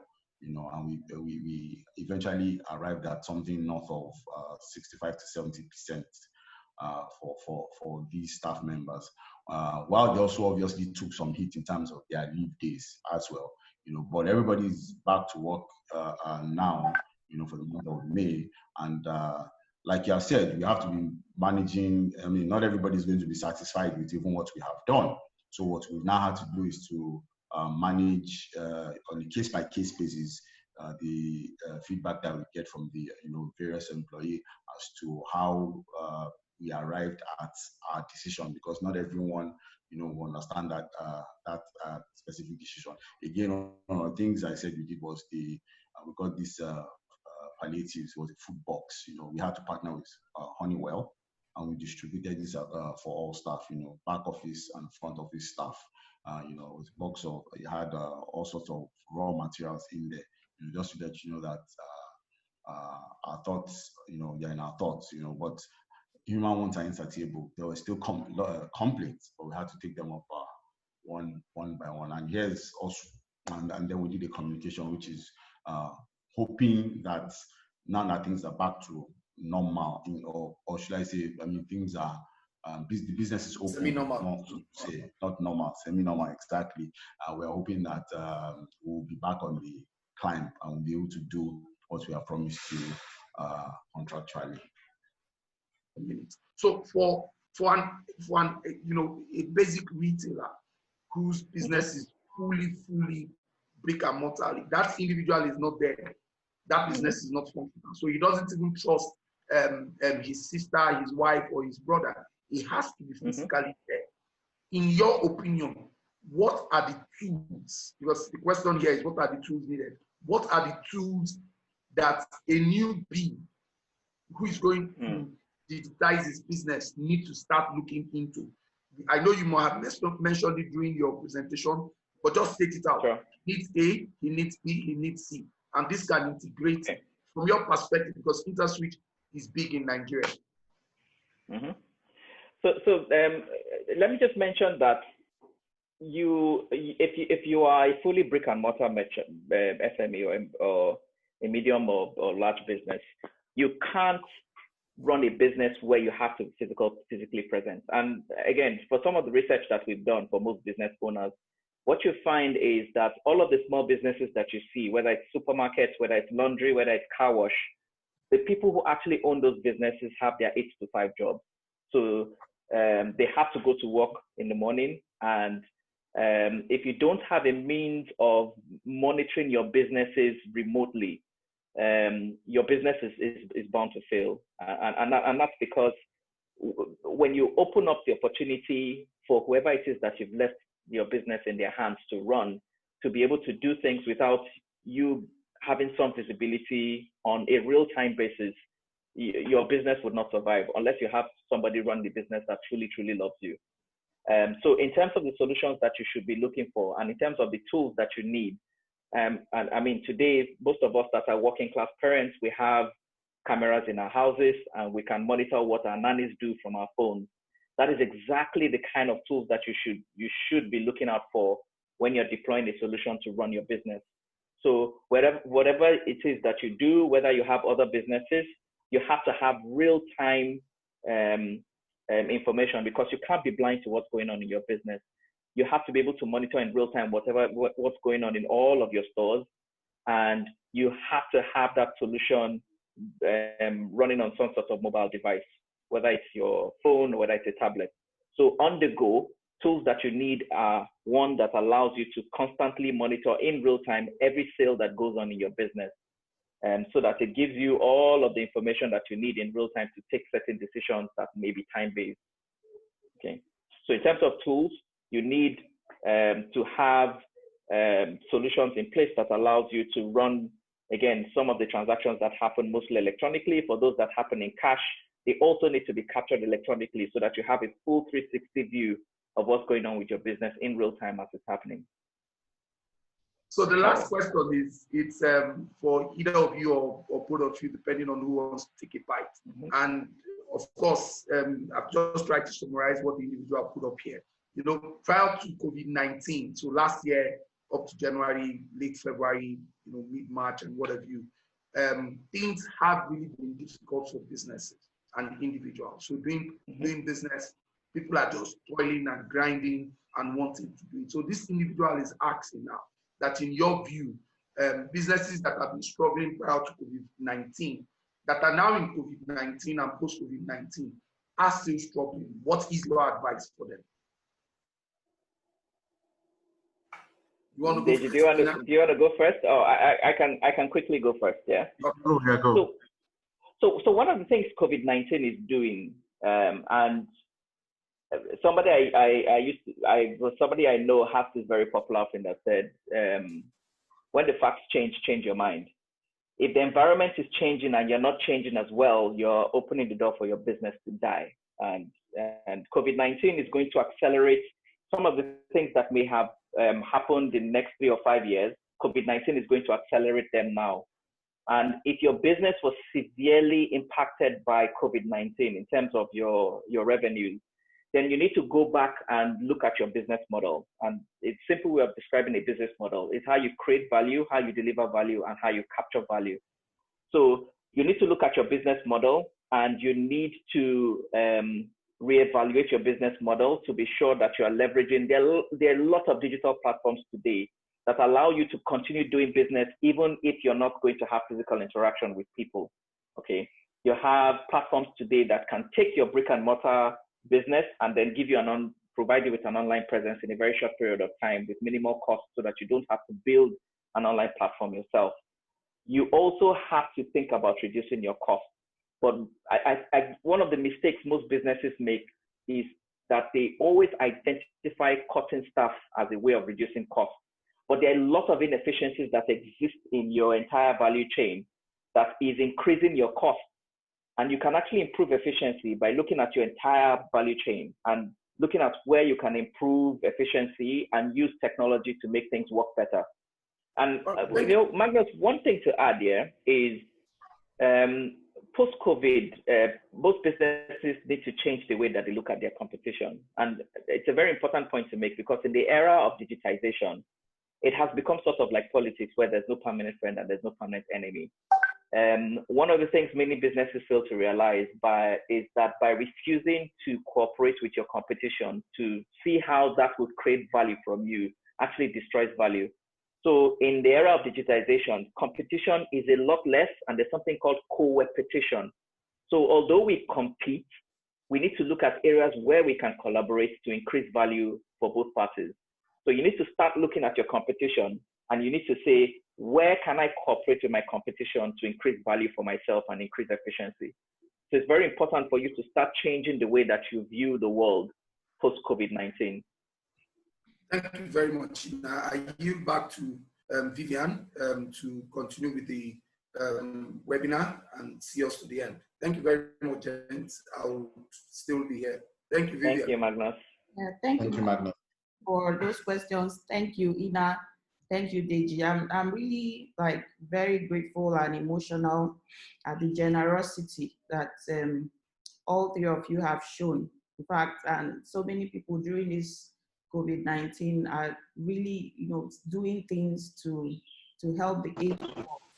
So we are hopeful, you know, that all these things we're doing and saying will help people out there. So even when we share them on YouTube, we're really hopeful that someone can click on it later on, you know, anytime, and be able to find value and find a focus or way forward from all of it. So it's really emotional, the outpour of generosity that you're sharing with us, that everybody, every panelist has shared with us so far. So I'll just, because we're far gone and we're just running time each session. Last week, the same thing happened. So maybe we should just try and close out. But just to add a few things to the question about accessibility, or how you make sure that you have you can have oversight over what happens in your store even when you're not there. So I'll just add, from an accountant perspective, that the software that Peter was talking about, that's the Vend POS. First of all, I'll just say, if you're confused about all the technicalities, because there's a lot of technical information out there. A lot of people, they are even new to this digitization thing. And some people are just averse or afraid of software. When you call IT or software, I used to be like that. Like, let's say like 8 years ago, anytime you mention IT, I'm like, it's a huge topic, I'll just run away. I'm comfortable doing my theory. But then by the time we all started doing the IT, getting trained and the drilling, we found out that it's a very interesting topic. And, you know, somebody like me, I've become kind of addicted to technology, that I keep studying technology now. So if you're still one of those people out there who are still overwhelmed by all the technicalities, please reach out to us. You can reach us through our email, clients@vm.com, clients@vi-m.com. Ask us any question. If you don't know where to start, if you're all confused, just pose that question the way it comes to your mind. We'll be able to make out what you want to ask, and we can be able to guide you appropriately. If it's a solution we can offer, we'll offer it to you. If it's not, we'll refer you to who can offer it to you. So don't be afraid. Don't be afraid. The only thing that should be in our minds are, okay, now something in my mind is 1,032% sales. That's just what's in my mind.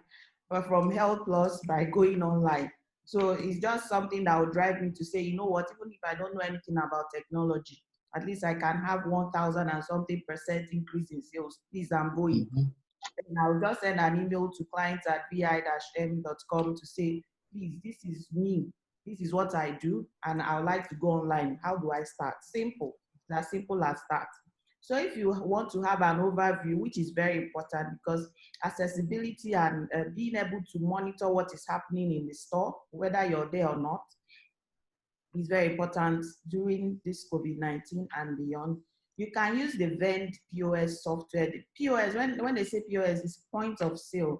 So when you go to a supermarket here in Nigeria, for those bigger ones, you see cashiers at the front with computers and with cash registers, scanners, and the rest.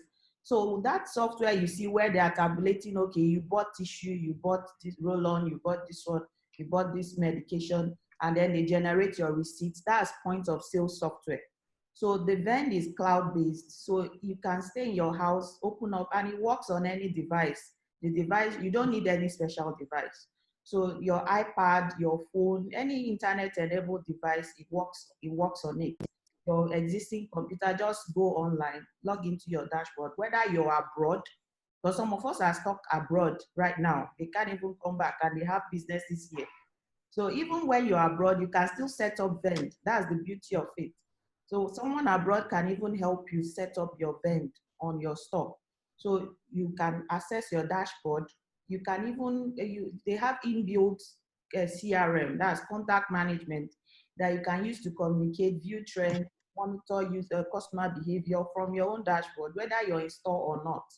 And then because of internet problem in Africa, the Vend is also a hybrid. So if your internet breaks, it can last you for some hours. So you can recover your internet and then you continue. So the era of saying, I can't afford the internet is past because you absolutely need it.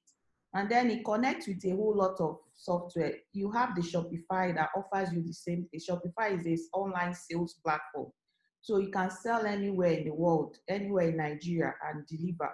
And then it connects to Vend as well. You also have, one thing about Vend is they also have stock counts. They have an app that does stock count. The app generates barcode. And then when you use the app and you just snap the barcode of that product, it counts it. So you don't have to be counting manually and be making mistakes. So it helps you with stock counts as well. That's one beauty. And no other POS, point of sale software, actually has this. So many of us, we embrace, many Nigerian retailers, they embrace this desktop application. So, but now if you're using desktop, if you're not there, you won't see it.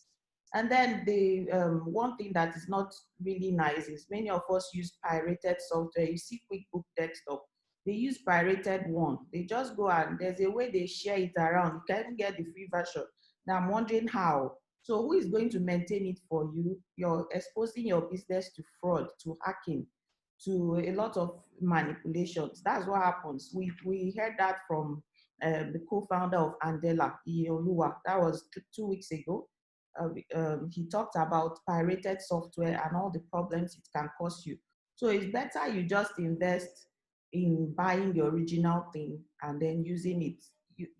The system is maintained, is secure by the company. You just concentrate on your business. You don't have to deal with the issues of pirated software. From the back end is upgraded. If there's any new product or any new upgrade based on COVID-19, they keep upgrading. All this cloud-based software, they keep upgrading to be able to help you around this COVID-19. You get the upgrade for free, still on the payment, on the monthly payment. Payment is monthly, payment, and you have unlimited users for these things. The users are restricted to roles. So if you want your cashier to only sell, they only sell.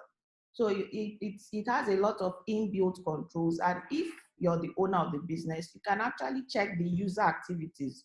So every single staff in your company or in your store, you can check if they have access to that software. What have they done? You check the user activity, user history. What is this person doing? You see it on the dashboard of that software. The same with Zero. Zero is a purely accounting software. It doesn't do point of sale, but you can also use it and then adapt the receipt, but it doesn't do barcode generation and all that. So if you still are a small business and you can afford $30 per month, you can use Zero. And if you sell less than 0 to 4,000 items of stock, you can still use Zero on its own to do your selling and then accounting. Then you have Shopify that connects to Ven, to Zero. So all these systems are integrated to help you, give you the flexibility to sell anywhere. I will not, from an accountant point of view, I won't let anyone, I won't tell anyone to use manual system or diary system, because first of all, you need people who have expertise that you can pay to be able to reconcile it.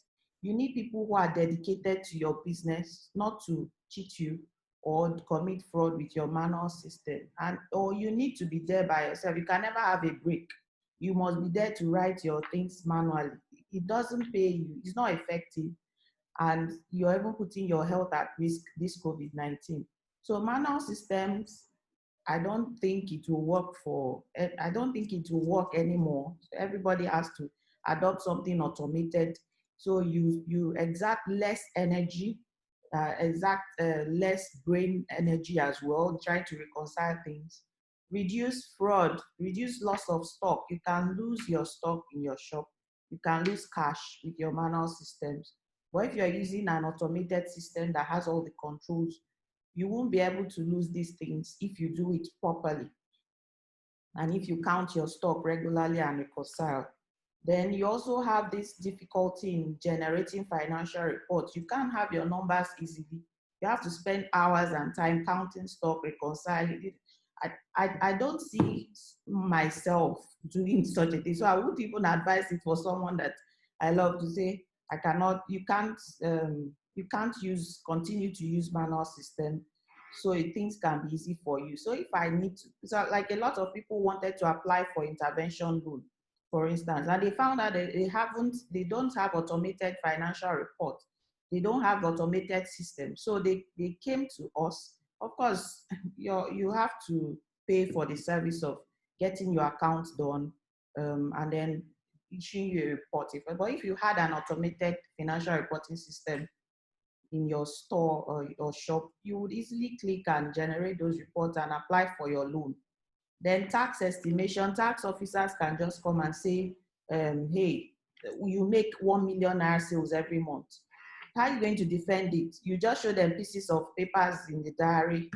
I don't think is effective, and you're going to have challenges.